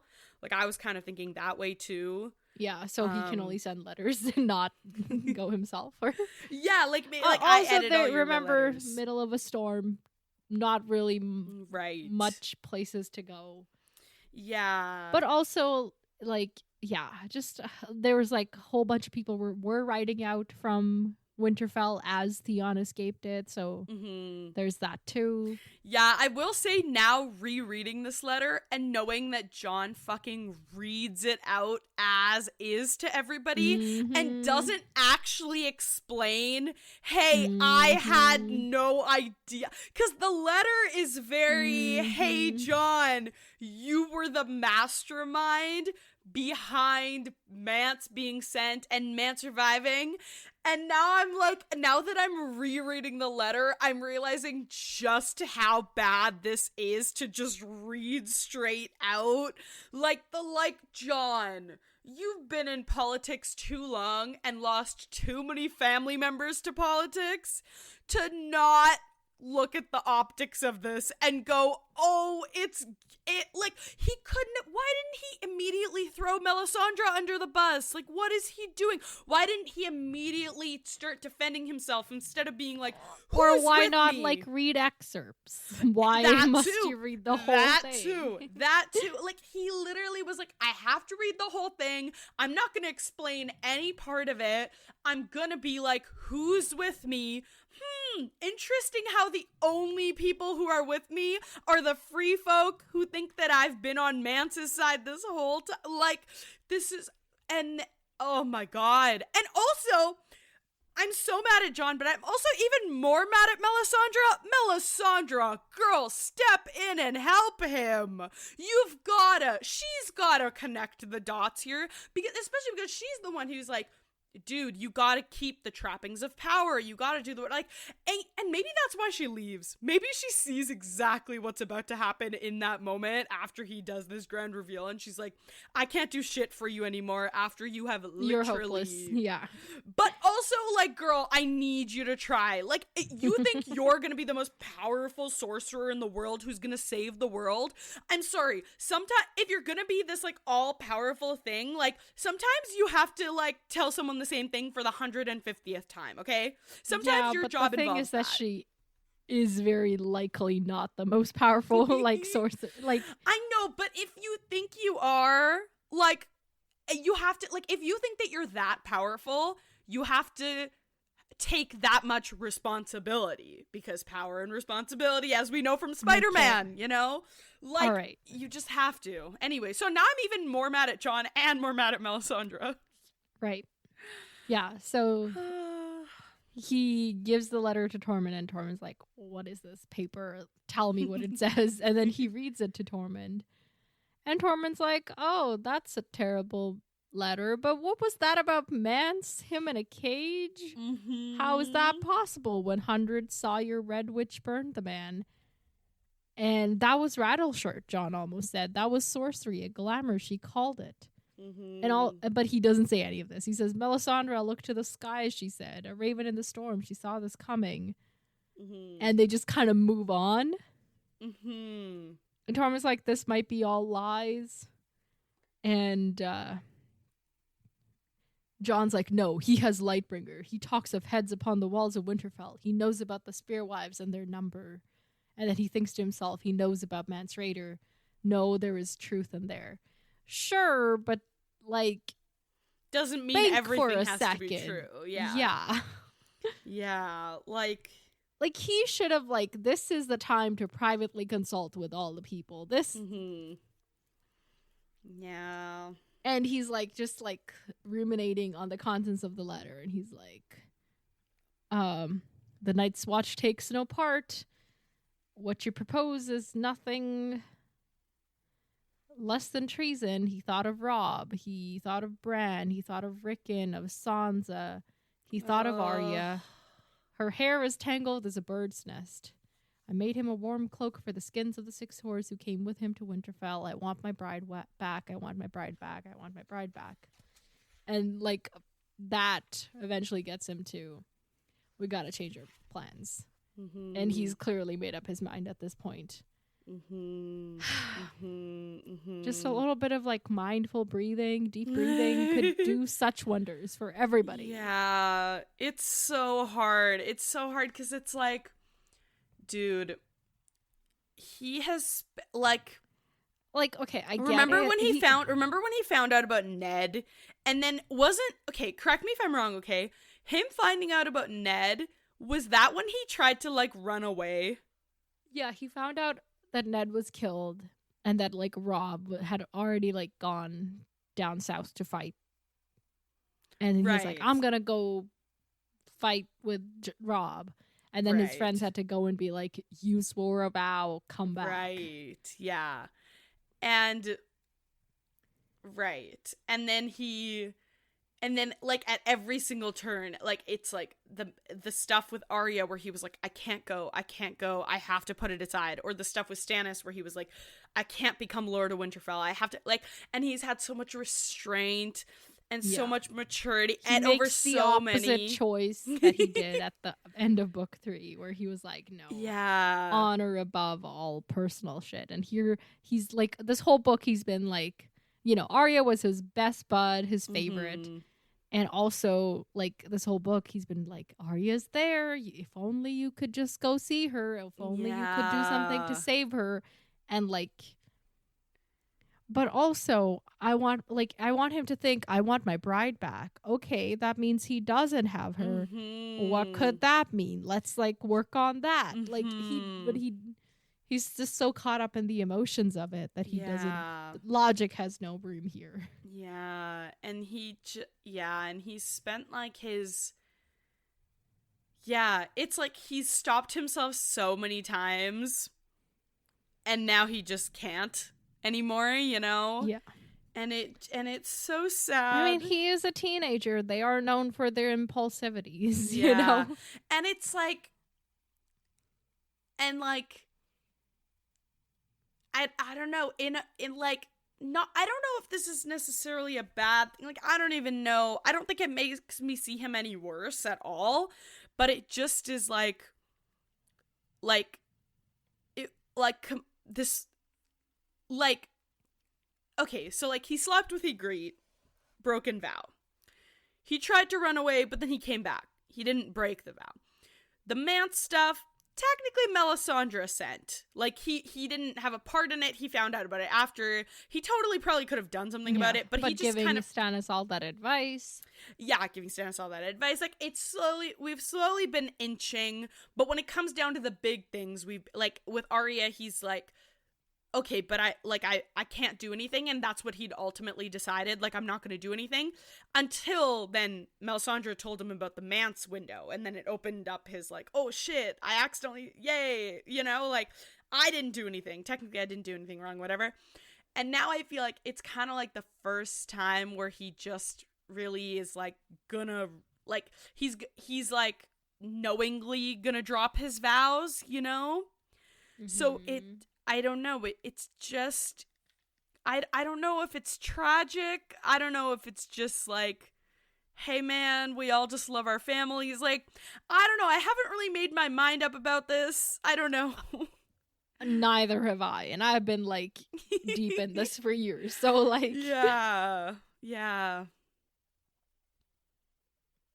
I don't know what the moral of the story is, but like, okay, let's get through the plot and then we can discuss. Okay. Okay. So him and Tormund talk for the best part of 2 hours. So maybe he does explain the man's thing to Tormund at least, but it does not say at all. Then they leave, and now his guards have been replaced by Horse and Rory, and he takes them with him at least. The thing is, till the end of this chapter, like till the very end, he's got his guards by his side, but he doesn't have Ghost by his side, and that makes all the difference, because Ghost comes like patting after him, but he wrestles him back inside. John, you can't have dumb no bitch. Scuffle with the boar or some bullshit. You actual dumbass. Yeah. And then, okay. So where he has gathered everyone is the Shield Hall. And maybe we've heard about the Shield Hall before, but not, like, I don't really remember talking about the Shield Hall very much. It's the place in, like, the Night's Watch where back in the day they used to have so many knights that they had the knights had like a special hall for themselves, like a feast hall for the knights, and then everybody else sat in the other feast hall. And every knight that joined the Night's Watch would hang up their shield and take up the, arms of the Night's Watch instead. And then when every knight died, they would burn or bury the shield with them. And there used to be hundreds of shields, like, and we get like shout outs to all the different sigils, including the Checky lions and the spiders and like, the Duncan egg stories and everything. But at this point, it's been so long that they've had like that many knights that first off, the hall has fallen into disuse, but also there's like a very sad few shields hanging in the hall. Yeah. And it's like, I don't think maybe I registered it, I don't remember. Yeah. But like the fact that George R. R. Martin chooses this like hall of honor to be where John breaks his vows publicly. To be like, okay, George, calm the fuck down. He could have just done it in the regular feast hall, but I guess we had to go and make a whole thing about it. Yeah. But I guess that's what writing is. You gotta do the symbolism and whatnot. Yeah. Ugh. Yeah. As the honor of the Night's Watch has faded, the honor in John is fading, and blah blah blah blah blah blah blah. All those things. So there's like 300 people in there. Most of them are free folk. The free folk outnumber the crows by 5-1. He guesses. Oh my god. And fewer than a dozen shields remain on the walls, and they're chipped and sad. But at least there's some nice benches for people to sit on, because men with comfortable seats were more inclined to listen. Maester Aemon had once told him standing men were more inclined to shout. This is good advice. It reminds me of our dean in high school. Was he anytime there was like some kind of an event, he wouldn't like start talking until everybody had eaten, because his philosophy was like, people are more inclined to listen to you once they're fed. So that's funny. I like that. Yeah. But so he tries to get people's attention, but people just get louder in their chatterings, and Tormund has to blow a horn, and he blows a horn and everybody quiets. But I was like, one horn blow at the wall has a significance. Y'all should like there should be some kind of like a difference, right? Like, what if the poor people on the wall are like, there's whites, like maybe the whites came to life, like how do they know why the horn is being blown? Right. But there's a bunch of people there. Yarwick and Bowen Marsh are there, and they've got their like people surrounded by. So Othel is surrounded by his builders. Bowen has Wick Whittlestick, Left Hand Liu, and Alf of Runnymud. So, like, I don't know, potential culprits in the later scenes. Mm-hmm. And a couple of the Queen's knights are there as well. Sir Narbert and Sir Benathon. Who cares? And finally, Melisandre's there too. Mm-hmm. And John's like, okay, as you all know, we plan to talk about Hardhome, and I plan to go on arranging myself, but things have changed. Mm-hmm. The arranging will now be led by Tormund, as you all know, and I have promised him as many men as he requires. Which, like, can you give us a number? Like, that's also not very helpful. Right. And the free folk are like, and where are you gonna be? Are you gonna be hiding out over here? And John's like, no, I'm going south. Then John read the letter Ramsay Snow had written. Mm-hmm. And everybody goes into uproar, and people are shaking their fists and shouting, and he's like, so much for those benches. Mm-hmm. And then the Night's Watch takes no part in the wars of the Seven Kingdoms, John reminded them. It's not for us to oppose the Bastard of Bolton, to avenge Stannis Baratheon, to defend his widow and his daughter. This creature, who makes cloaks from the skins of women, has sworn to cut my heart out, and I mean to make him answer for those words. But I will not ask my brothers to forsake their vows. Mm-hmm. This whole speech is so contradictory, John. Mm-hmm. What do you think you're accomplishing? Mm-hmm. Yeah, and what are they supposed to do? Like, just abandon? Like, yeah, it's very do now, think later core. Yeah, so, like, now in the defense, quote unquote, of the people that stab him. Mm-hmm. So he, like, got this alliance set up with Stannis. Mm-hmm. He, like, helped Stannis out along every step.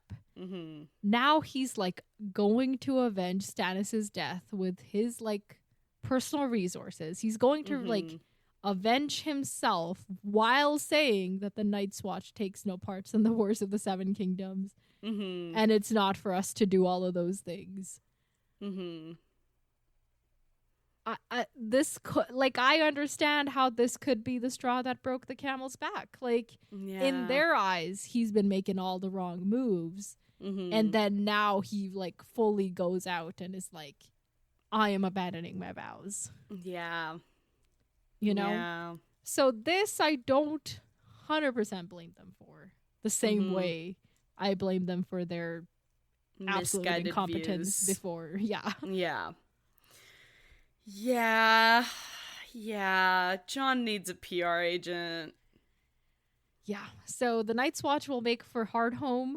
So meanwhile, he's still giving orders to the Night's Watch. I ride to Winterfell alone unless is there anyone who wants to join me. And all the, like, a bunch of the free folk leaders are like, yo, you know, just. Mm-hmm. And then John thinks to himself, I have my swords and we are coming for you, bastard. Oh, like, my God. Like, these are all very much, like, what yeah. what is this resurrection of the boy you killed? What happened to killing the boy? Why are you... Yeah, man. I mean, I guess you can never truly kill the boy. The boy just needs to be poked out in the right way. He also took that advice wrong. And now that he's, like, abandoned it, it's just... Yeah, that's the thing, though. Like, you know what we were talking before we started the call? It's like, he tried to do too much at once. And then, of course, it was just going to be this, like, something happens, this instant regression of everything, you know? Like, I think like he tried all of this could have been solved if he read that letter, was like, I need half an hour, did some meditation, wrote in a journal, thought about shit, and then consulted other people consulted one-on-one or, like, in small groups. this is all like in the heat of the moment. I know like he got this letter like 2 hours ago, but he's still in the heat of the moment. He never took a second to like step back, assess the situation. Yeah. He dove right in. Like when Yarwick and Marsh slip out with all their people out of the hall, he's like, it doesn't matter. I don't need them. I don't want them. Like that's the thoughts of an insolent like 16-year-old. Those are not totally Lord not Commander thoughts. Yeah, he also has this habit where he's very he kind of tries to like use like, do you remember when he first was like, nobody loves me, I don't belong here, let me just go to the wall, right? Yeah. And then when they were like, you actually have to go to the wall because we're all leaving and Lady Catelyn doesn't want you here, like that was kind of the unspoken thing. Then like Tyrion tells him what the wall is really like, or like he gets there and then he's like, I hate this, oh my god, whatever, you know?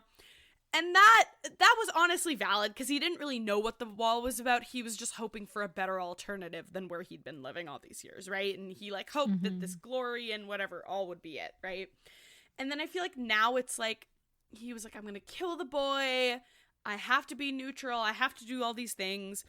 And it's like, and like, I feel like he's able to like quench his desires when he has to. But as soon as like an alternative presents itself, he like lacks that self-control. Like even with when, you know, when he was like forced to basically kill Corrin and then he had to like be a spy and whatever, and he was like doing fine, he was like, my loyalties are still to the Watch, my blah blah blah blah blah blah blah, and then it's like Ygritte was like, hey, and he just crumbled. And he was like obviously it took time, but like he wasn't able to like hold on to it the same way. Like I feel like and I'm not saying, I don't even know if this is a flaw or what it is, but it's just a character trait about his. Like I think he's only able to commit himself to things like that, like out of desperation, like when he absolutely has to. And I feel like it was the same thing where he was like, well, what am I gonna do? It's not like I can go save Arya. But then as soon as the manse door opened up, now he can't even handle the thought of that plot not having worked. Yeah, but this isn't, like, I would argue that here, in this situation, he doesn't even have that, like, tempting alternative. Like, no, what's he gonna do? Take 100 people and take over Winterfell? Like, that's what he thinks he's gonna do. What does he think he's, like, yeah. that? But like, that's the thing, that's what I'm saying, like, he can't, now that the alternative's been opened up and he can't go back. But what is the alternative? Like, the alternative was just the manse plan. Like, as soon as those floodgates open, like, he can't go back. So now he's just, like, doing whatever desperate, like, foolish measures it takes to keep that path open. You know? Maybe. Like, right. Like, as soon as it started, like, he can't go back now, basically. Mm-hmm. Yeah, but... Okay, back to his thoughts. Yeah. He's like, okay, I don't want them. They can leave. No one can say that I made my brothers break their vows. If this is oath breaking, the crime is mine and mine alone.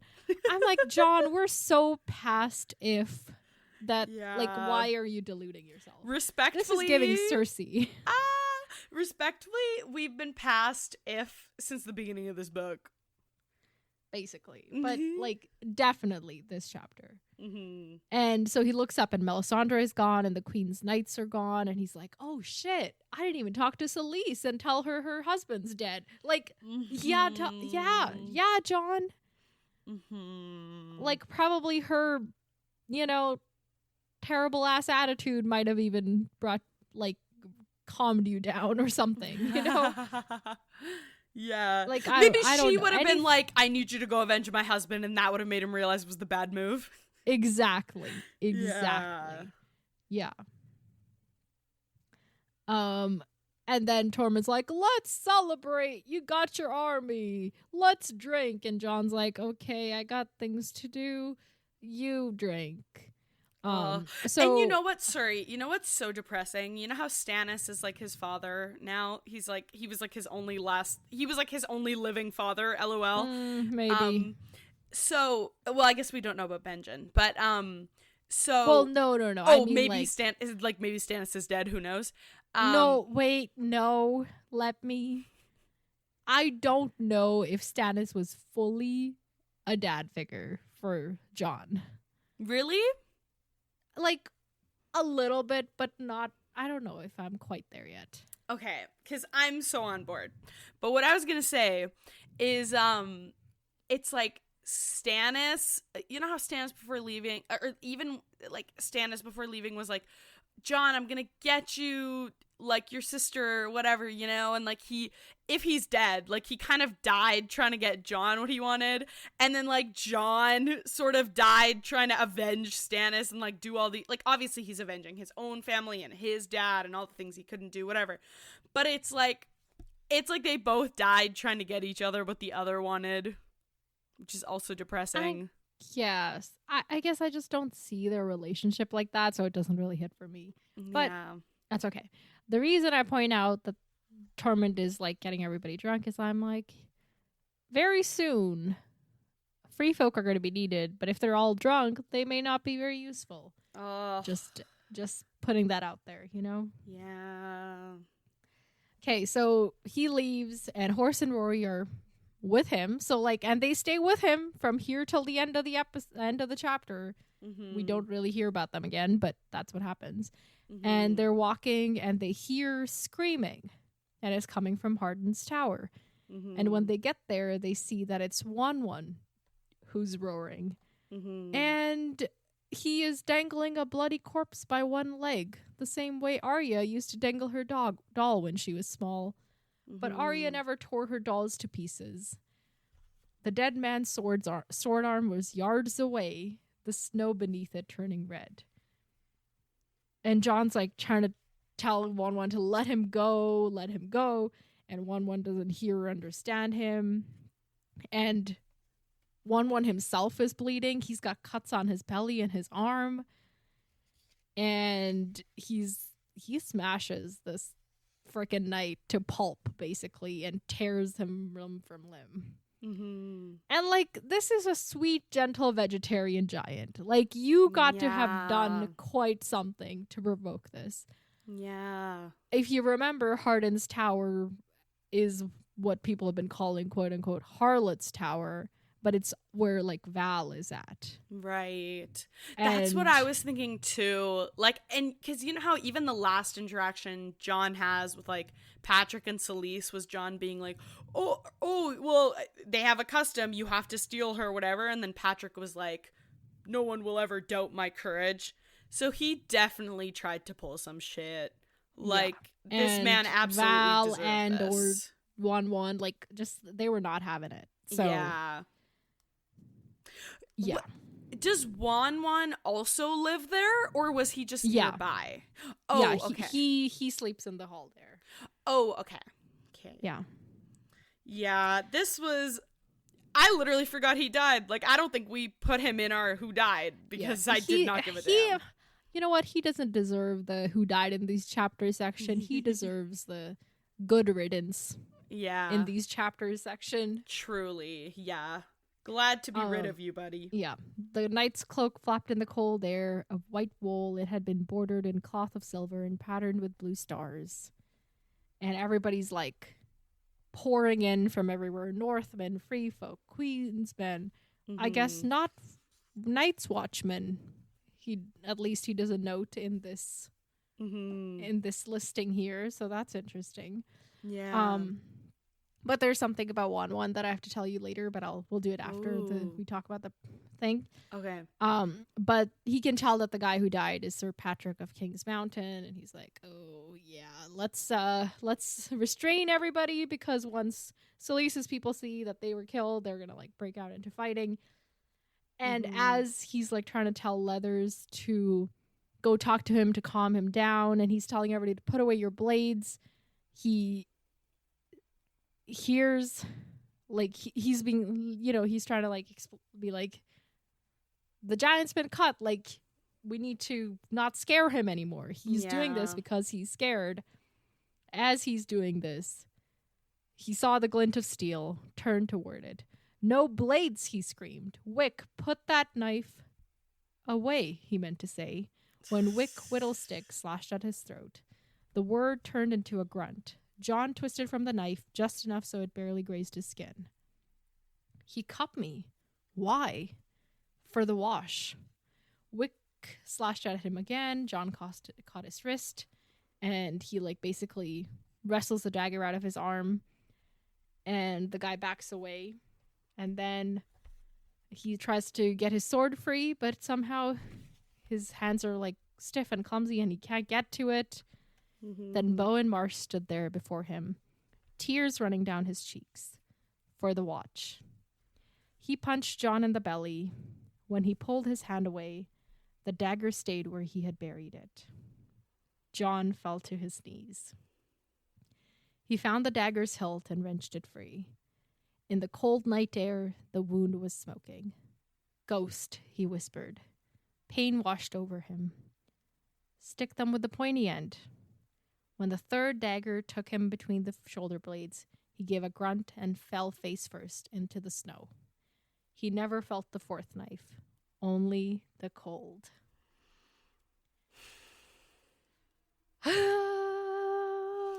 Dude, Bowen Marsh crying and sticking the dagger is such a foil to, because didn't Bolton stick the dagger in Rob's stomach as well? Oh yeah. So it's such a foil because it's he betrayed him, but in this case it's he thinks John betrayed.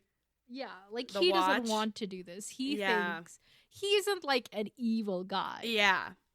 He's just a bureaucrat who's too set in his ways. Yeah. But also now feels like John betrayed everything they stand for. Yeah. You know? But yeah, it's him and his brother, and then it's Bolton betrayed Rob, but here it's John's the one who betrayed Bowen, and he's crying. It's a little bit of both. Yeah. Okay. So much to talk about.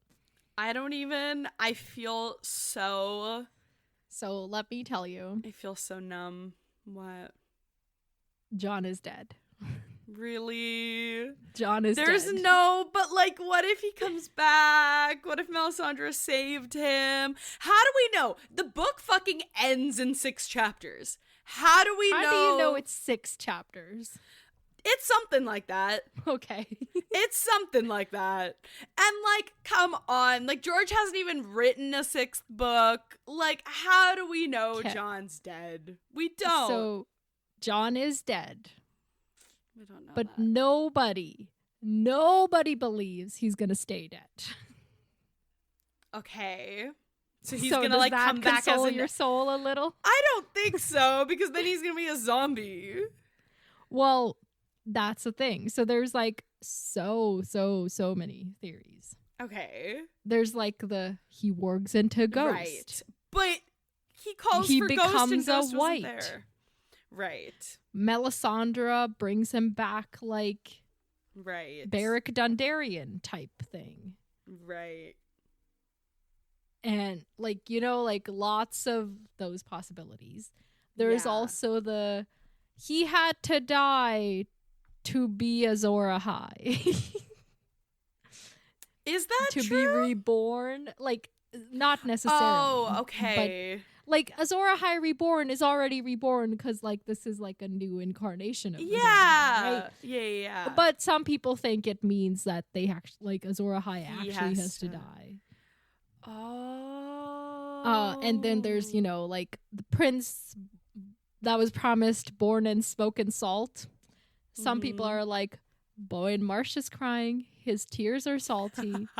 John's wound is smoking. There's some smoke. Okay. Okay. So some of it is a little reaching, but nobody, I say 0%. There might be 1% of people that are Ned is Jon's dad, but 0% of people are like, Jon is dead forever. That's such a funny... So, like, he is dead, but he's not permanently But, like, dead. he's dead. We're not going to get a, like, unless he comes back as like, Azor Ahai, how does he come back? Exactly. Because if he comes back as a white, well, maybe with Warg, we could still get a POV. Yeah, like, maybe his consciousness is preserved in Ghost while Melisandre fixes up his body. Or, like, you know, like, Melisandre is there. We had that one chapter from Melisandre. Like, yeah. That means she's one of our POVs now. So we can, like, book 6 could open. Melisandre. She's working on Jon, you know? Yeah. Yeah. Also, there's, like, you know, Blood Raven and, like, all of those people are, like, still up in the mix somehow. Yeah. There's all sorts of shit happening. So nobody how really is unclear, but inevitable is what it is. Oh my god, what the fuck did the show do with this? I'm not telling you shit. I know, but I want to know, because I'm like, I feel like not to like sound ridiculous, but like, I feel like if Jon died in the show, even I would know that. Like, I feel like that would be such a big deal. I'm not saying anything. I am just not saying anything. I am not saying anything. There's all other sorts of, like, theories about how he could come back, and I can compile more. Mm-hmm. We can talk about them during wrap-ups. Yeah. But I did want to console you a little bit. Being like, your homeboy's dead, but maybe not for long. Or, you know, or forever, given that we'll never get another book, but... Okay, yeah, I just want more Jon POVs. There's also, like, the sadistic thought that, like, the first POV of book 6 is, like, Jon. But it's Jon Connington. Like, just so that George R. R. Martin fucks with all of us. I literally... No, I don't want it. I don't want the book then. I don't need a book 6. No, I very much... I think, like, Jon Connington's chapters are going to continue to be, like, you know, title-y chapters, not name chapters. Oh my god, this is so intense. Yeah, his next chapters are going to be, like, the guy who yearned, the guy who loved once upon a time, or, like, you know, some, like, other really... I say sappy, but I... you know, like, he can... I don't mean it in an insulting way. Yeah, the prince's favorite. The one who got away. The one who couldn't. Like, but, just... Yeah, so there's all sorts, like... Okay. I love melodrama. So, I guess I should, like... You already kind of predicted. You were like, Melisandre can bring him back, or, like, you were saying those things. He can work into Ghost. You were kind of saying those things. Yeah. All of these things are possible. We don't quite know what's what. Yeah. And also, like, fire whites, like Beric Dondarrion, are different from winter ice whites, you know? Right. In that Beric Dondarrion, he was just brought back so many times that every time he lost a little bit of himself. Right. But maybe Jon just coming back once is basically the same. You know, like, a 5% loss is still a loss, but, like... Right. He's still alive. He's still good to go. Okay, Melisandre, I'm gonna need some Beric Dondarrion magic up in here. This could, like, be like, oh, never mind. I've been backing the wrong horse. Right. I need to get on this Jon Snow train. All these things needed to happen. Also, the Night's Watch words, like, his plans were already to break his vows. Mm-hmm. But okay, hang on. I need to look them up. Is it like you can only break your vows in death, or like? Yeah, like until death do us apart, but, like, not quite, you know. Right. So then this gives him an out. Now he has died, so now he no longer has to, like, stick to the vows. Right. That's such a convenient out. Right. Night gathers, and now my watch begins. It shall not end until my death. That's what it says. Oh my god. Okay, you know what? If Jon just is still a POV, I can be okay with this. What do you mean? Okay, like if he comes back as like a ice zombie, I don't think we're getting a John POV. But like if Melisandre brings him back, we can still have a John POV. Okay. Yeah. Yeah. But like the Night's Watch vow is also like, for this, I pledge my life and honor to the Night's Watch for this night and all the nights to come. So like, you know, it depends on which side you argue or Right. Oh yeah, my god, just all of those dude. things. This is so sad. Oh. Okay, let me think if there's my anything bestie's else. dead. I do also have a vague memory of me saying, if John dies at the end of book 5, so what? I can just pretend like he didn't die because it's not like we have a next You book might to have prove said it. Yeah. I remember saying that and then being like, wait, now it's fine because like, whatever, you know? Like, yeah.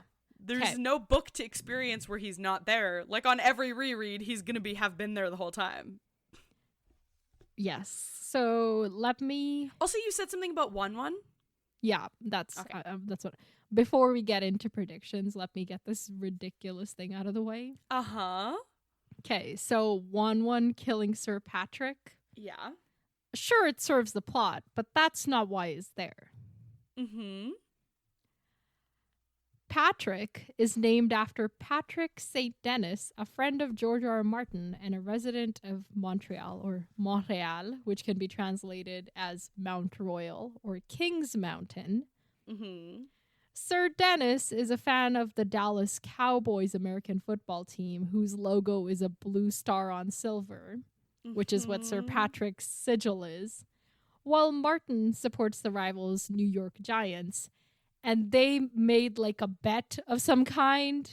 What? And then George had to put this guy in his book. So this guy is like named after his friend. And because he was like bitter about losing this bet to his friend, I think this is how the story goes. He made it so that his friend's character gets pulled, like ripped apart limb by a giant representing like his like favorite team, the Giants. Oh my god. It's so ridiculous. But that is what it is. And this is like true. Like this is not a fan theory. Oh no, this is just this true. is like fact. This is what he did. Wow. George, what on earth? Yeah, like in this like very like profound, like not profound, but like this very intense plot chapter. Yeah. He's like, let me do this now. Get this giant to rip apart this guy that has the same name as my friend, just to spite. That's like, so like in like arguably the most climactic moment of also all you bitches who love this book. John literally dies. Yeah, but he dies at the end, so who cares? What no, I'm just kidding. Like, maybe that's what we love about it. Actually, I'm not. This is not my favorite book. This is like my 4th or 3rd favorite or something. Like, what are you all on about? Oh, it's the 5th book. Oh, you'll know when you get to it. Like, it's so intense. And blah, blah, blah. John literally dies. You're all wrong. Like you're everybody's third book wrong. is the 3rd book with the red wedding and the whole thing. So you are such a fucked up fandom. I think everybody knows that. You can't say you anymore. You do realize that. No. You are in this. No, I'm not. I quit. You are one of us. I quit. No. What does John say? It took almost the entire 5 books, but she finally quit, y'all. What does John say? He's like, no, I know nothing and I refuse to learn. Okay.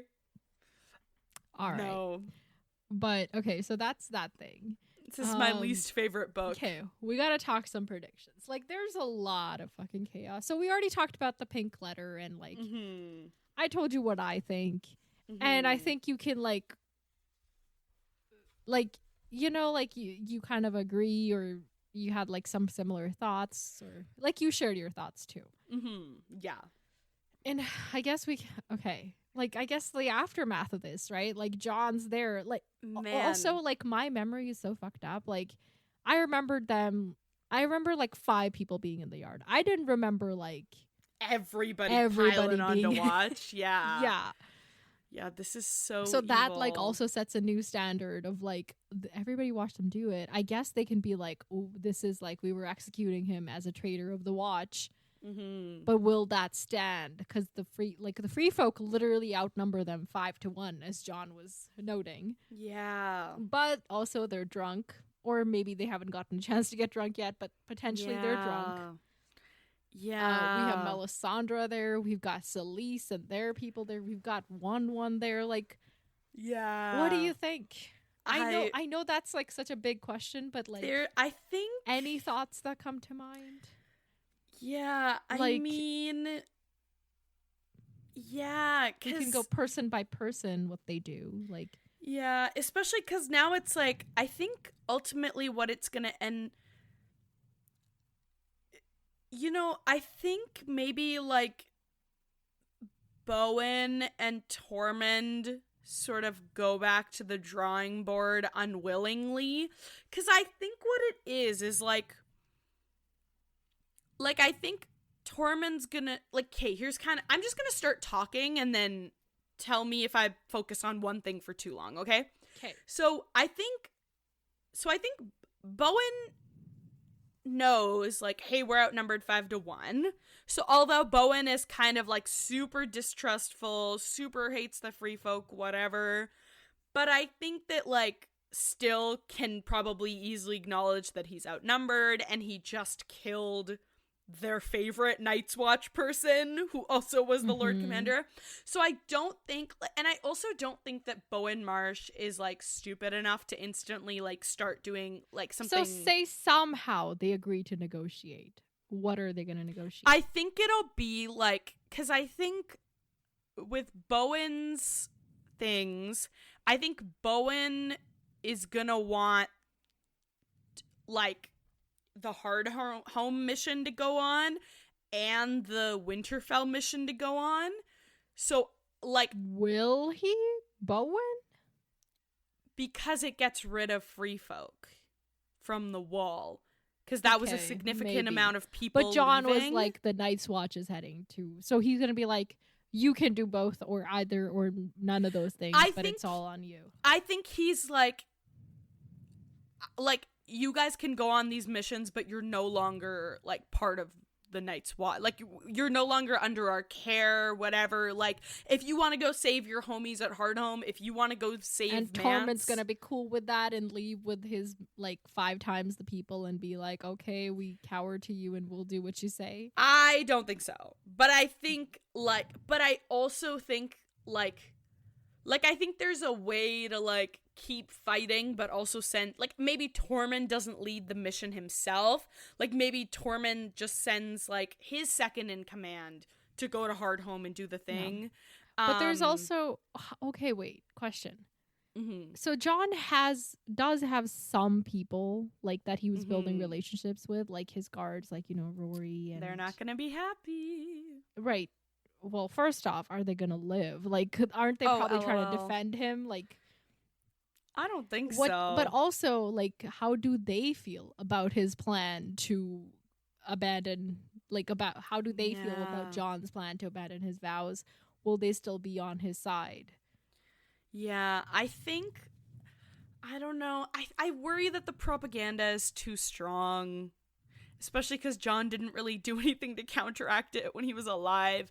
Like, I think that, like, it'll be sad and they won't like it, but I think that, like I think that, like Leathers and One and, like, these people that John had, like, specific relationships with who don't really give a damn about his Night's Watch vows are still gonna be on his side. And I think that some of his, like his personal guard and whatever, like, I think some of those people are probably gonna feel the same way. Even some Night's Watch people might feel the same way because their personal relationship to John might be stronger than their, like, conviction for every single rule to be followed as it is. Like, maybe their faith in John kind of, like, takes over. Like they're assuming, like, oh, maybe we misunderstood what he meant. Oh, maybe he just had a momentary judgment blip. Like, I think there's gonna be people who are still gonna want to, like, like, I don't know, still be on his side. But I think that most people, though, whether they liked him or not, it'll be pretty easy to see that he was in the wrong.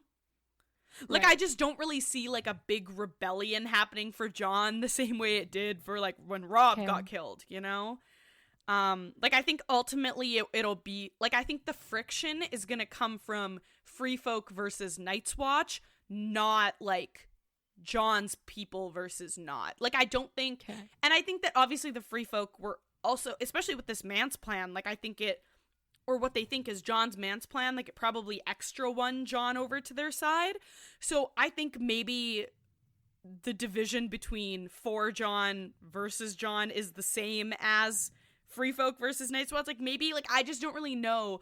Like, obviously, it makes sense that there's going to be Free Folk who still don't like him, or Night's Watch people who still like him, but I think ultimately it's, like, there's going to be friction there. There's probably going to be, like, at least a bit of fighting, especially with, like Queen Selyse is gonna be trying to get her bearings and be like, oh, my husband's dead, I'm in charge, like, whatever. So, I don't know, I just feel like, that's the thing I was saying earlier, where I'm just worried about all of John's work being undone.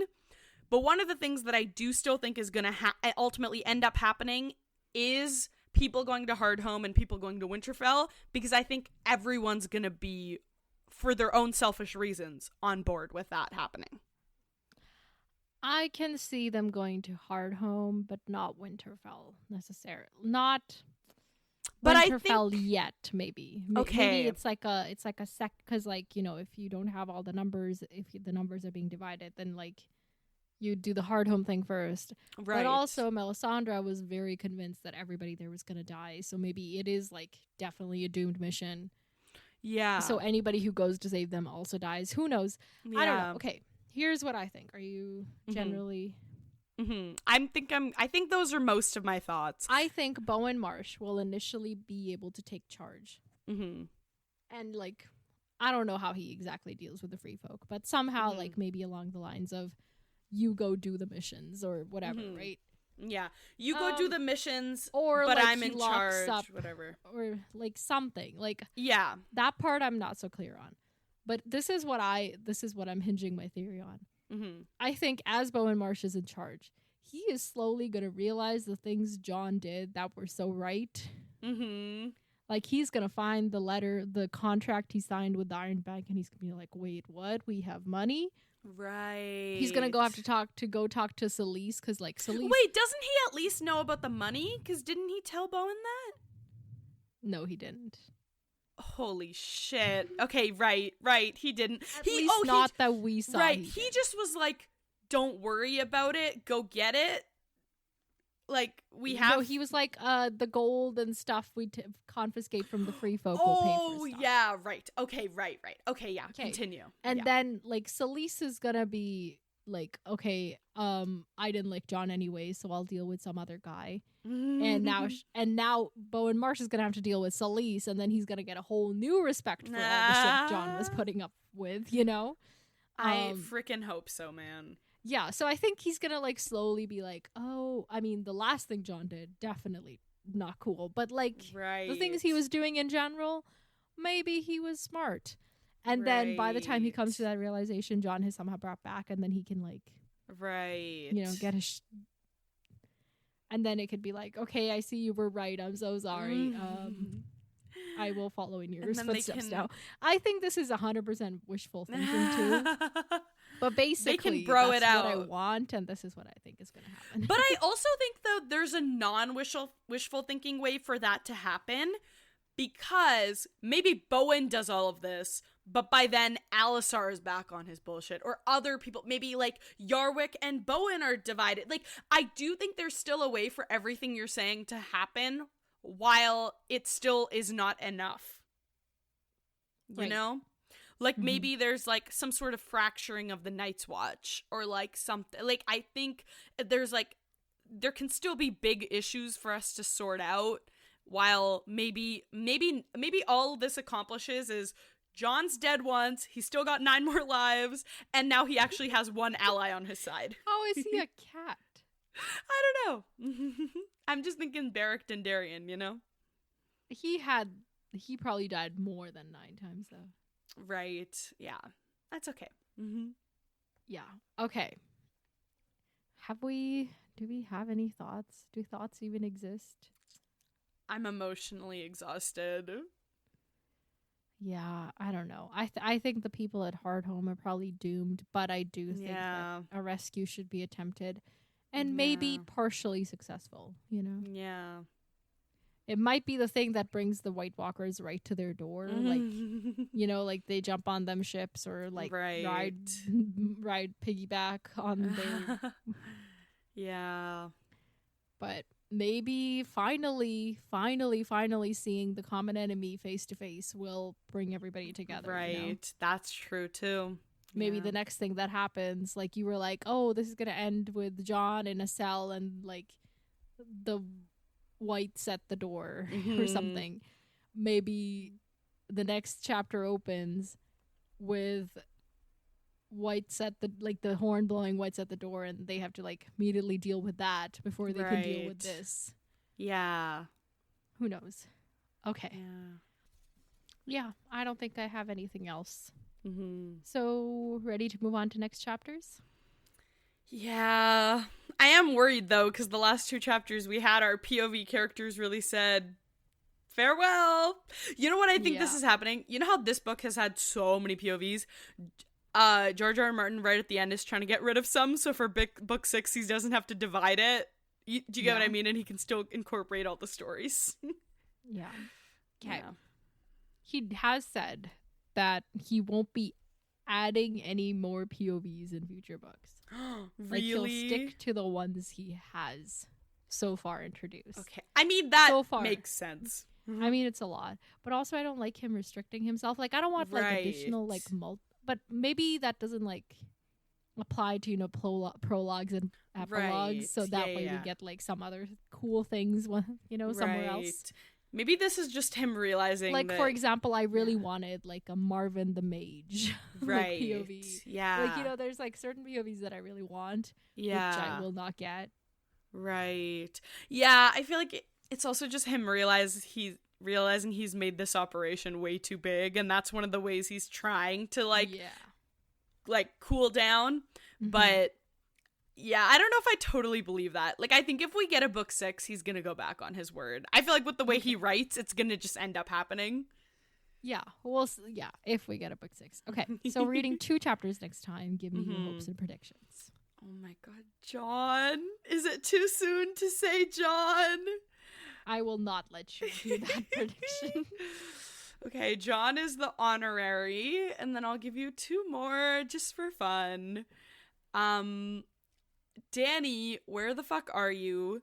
And Branny, where the fuck are you? Help John. So, next time we're reading chapters 70 and 71. Wild. Chapter 70 is The Queen's Hand. The Queen's Hand. Barristan? Yeah. Oh my god. Okay. Oh my god. Okay, so I guess we're finally seeing what happened with the dragons. Maybe he's like, this motherfucker Quentin died. I told him to leave and he wouldn't freaking leave. Okay, well, if it's called the Queen's Hand, okay, so then I think he was able to get the power. He was able to, like, now he's going to be able to do the Queen's Hand things. So this is good news. Coming off 2 very bad news heavy chapters. Okay, yeah. This is good news. This is good. Okay, well, that doesn't tell me what we're going to see from him. That's not what I... Okay, he, like, imprisons Isdar. He is like, send these terms to Yunkai. He's like, this is how we're going to control the flux. We're going to do all these things. Maybe we'll see what was going on with the shave pate. Yeah, you know, vibes. Maybe Volantis gets here. I feel like I've been saying that for half of an eternity. Okay, cool. Chapter 71 is Daenerys. Oh my god, thank god. Okay, so she's not dead. I know we knew she wasn't dead, but like... Okay, guys, she's back. The queen is back. Just kidding. No, she's not. She is okay. Give, like, back where, doing what? Okay. She lands at the wall. Or no, she's in Valeria doing magic stuff. And then she's gonna learn about the people She at feels Hardhome. John's death through the family bond. Exactly. You read my mind. No, like I think like she's gonna learn, because you know how a few of those people got taken to, where was it? Who people? You know the ship that took the people from Hardhome, but to like enslave them? Was that Bravos? Was it? Well, one of them was caught in Bravos, but Bravos doesn't do slavery. Right. It was like Tyrosh or Lise or like one of those places. I think Danny's like somewhere there, so she's gonna be like, hold on, let me go save these people now that I can get there in a minute, you know? So Danny's specifically the ship people from Hardhome? No, she's gonna go to Hardhome and save the Hardhome people. And now so she will have heard from the ship people about Hardhome. Yeah, and the conditions. And so she's gonna rescue Hardhome and then rescue John, and everybody will live happily ever after. Exactly. That's a Dance with Dragons. That's exactly what this book is about. Exactly. Also, I just took. What if I just said you're wrong about all of that and then I made you give me another prediction? No! Can you let me have hope for one moment? Can you do that for me? Okay, give me an alternative prediction just cause. Not because you're wrong about it, just because I want it. Okay, fine. So she still learns about the Hardhome people. She's in Valeria or Lise or something. It's got to be an open possibility, you know? She could go help them. And then, like, she's doing magic stuff. She's whatever. She's getting her strength back. And then she sees her dragons flying to her. And then she's like, let's go get Marine. And then she goes back to Marine. Okay. Cool. What was I gonna say? Oh, I just took the sticker off to look at the chapter title, and above the Queen's hand it says, yeah, record. Oh yeah, because it's right after John's chapter. I didn't know how to I didn't know how I was gonna break up the chapters. Oh, okay. So I think we'd that done was them like together. Yeah, like that was like record on John's death reaction. Right. Yeah, I didn't really have a verbal reaction. I just kind of was like, are you kidding me? I'm gonna cry. Like, that was just kind of the reaction in the moment. I had I honestly wasn't even angry. I just was so distraught and I'd spent the entire time like waiting for it, but then it happened and I was still sad. So I just was like, oh man, you know? Yeah. I think in my initial like listing of chapters, I had put those like John and the Queen's Hand chapters together. Really? But things changed along the way because, yeah. You were like, nah, let's give her 2 POV deaths. Why don't I? Yeah. Oh my god. Because like it's better to end on John's death, you know, like end a recording. That's true. Yeah, John's death is not a middle. Because like, how are we gonna talk about like anything Barristan? Else? Yeah. Like, I'm gonna be like, Barristan, your queen's still alive. Shut the hell up. Like, and I also took a vote on Discord. So like, people, if you're interested in talking about those types of things, not that we're at the end of the book, I do listen to people on Discord sometimes. Yeah. When I remember to. Oh my god. But yeah, wow. Okay. So we got those chapters. Oh my god, I'm so scared. If that wasn't the ending of the book, like, what are they gonna give me now? Daenerys dies? Barristan dies? Like, come on. Everybody dies. That's why there's no book 6, because he killed everybody off. Oh my god, I can't do this. It's just gonna be like Sansa, the one character who didn't show up in this book. Sam. You keep forgetting about Sam. Yes, and Sam. And Brienne didn't have a chapter. She showed up very briefly for like 2 seconds.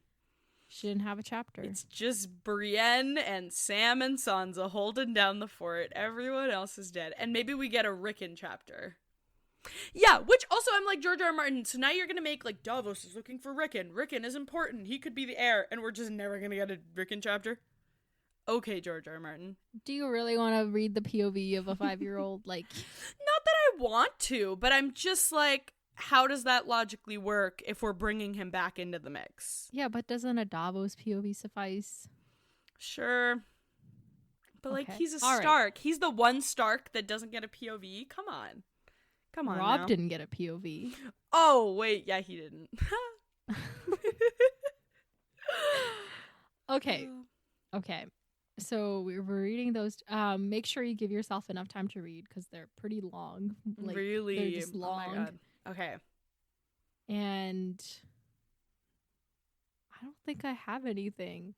Wow. Folks, send us emails. Our email is popculturesymposium@gmail.com. Follow us on Instagram @popculturesymposium. Of course, join the Discord. Enter the review contest. Come be our friends. Until next time, farewell, my friends.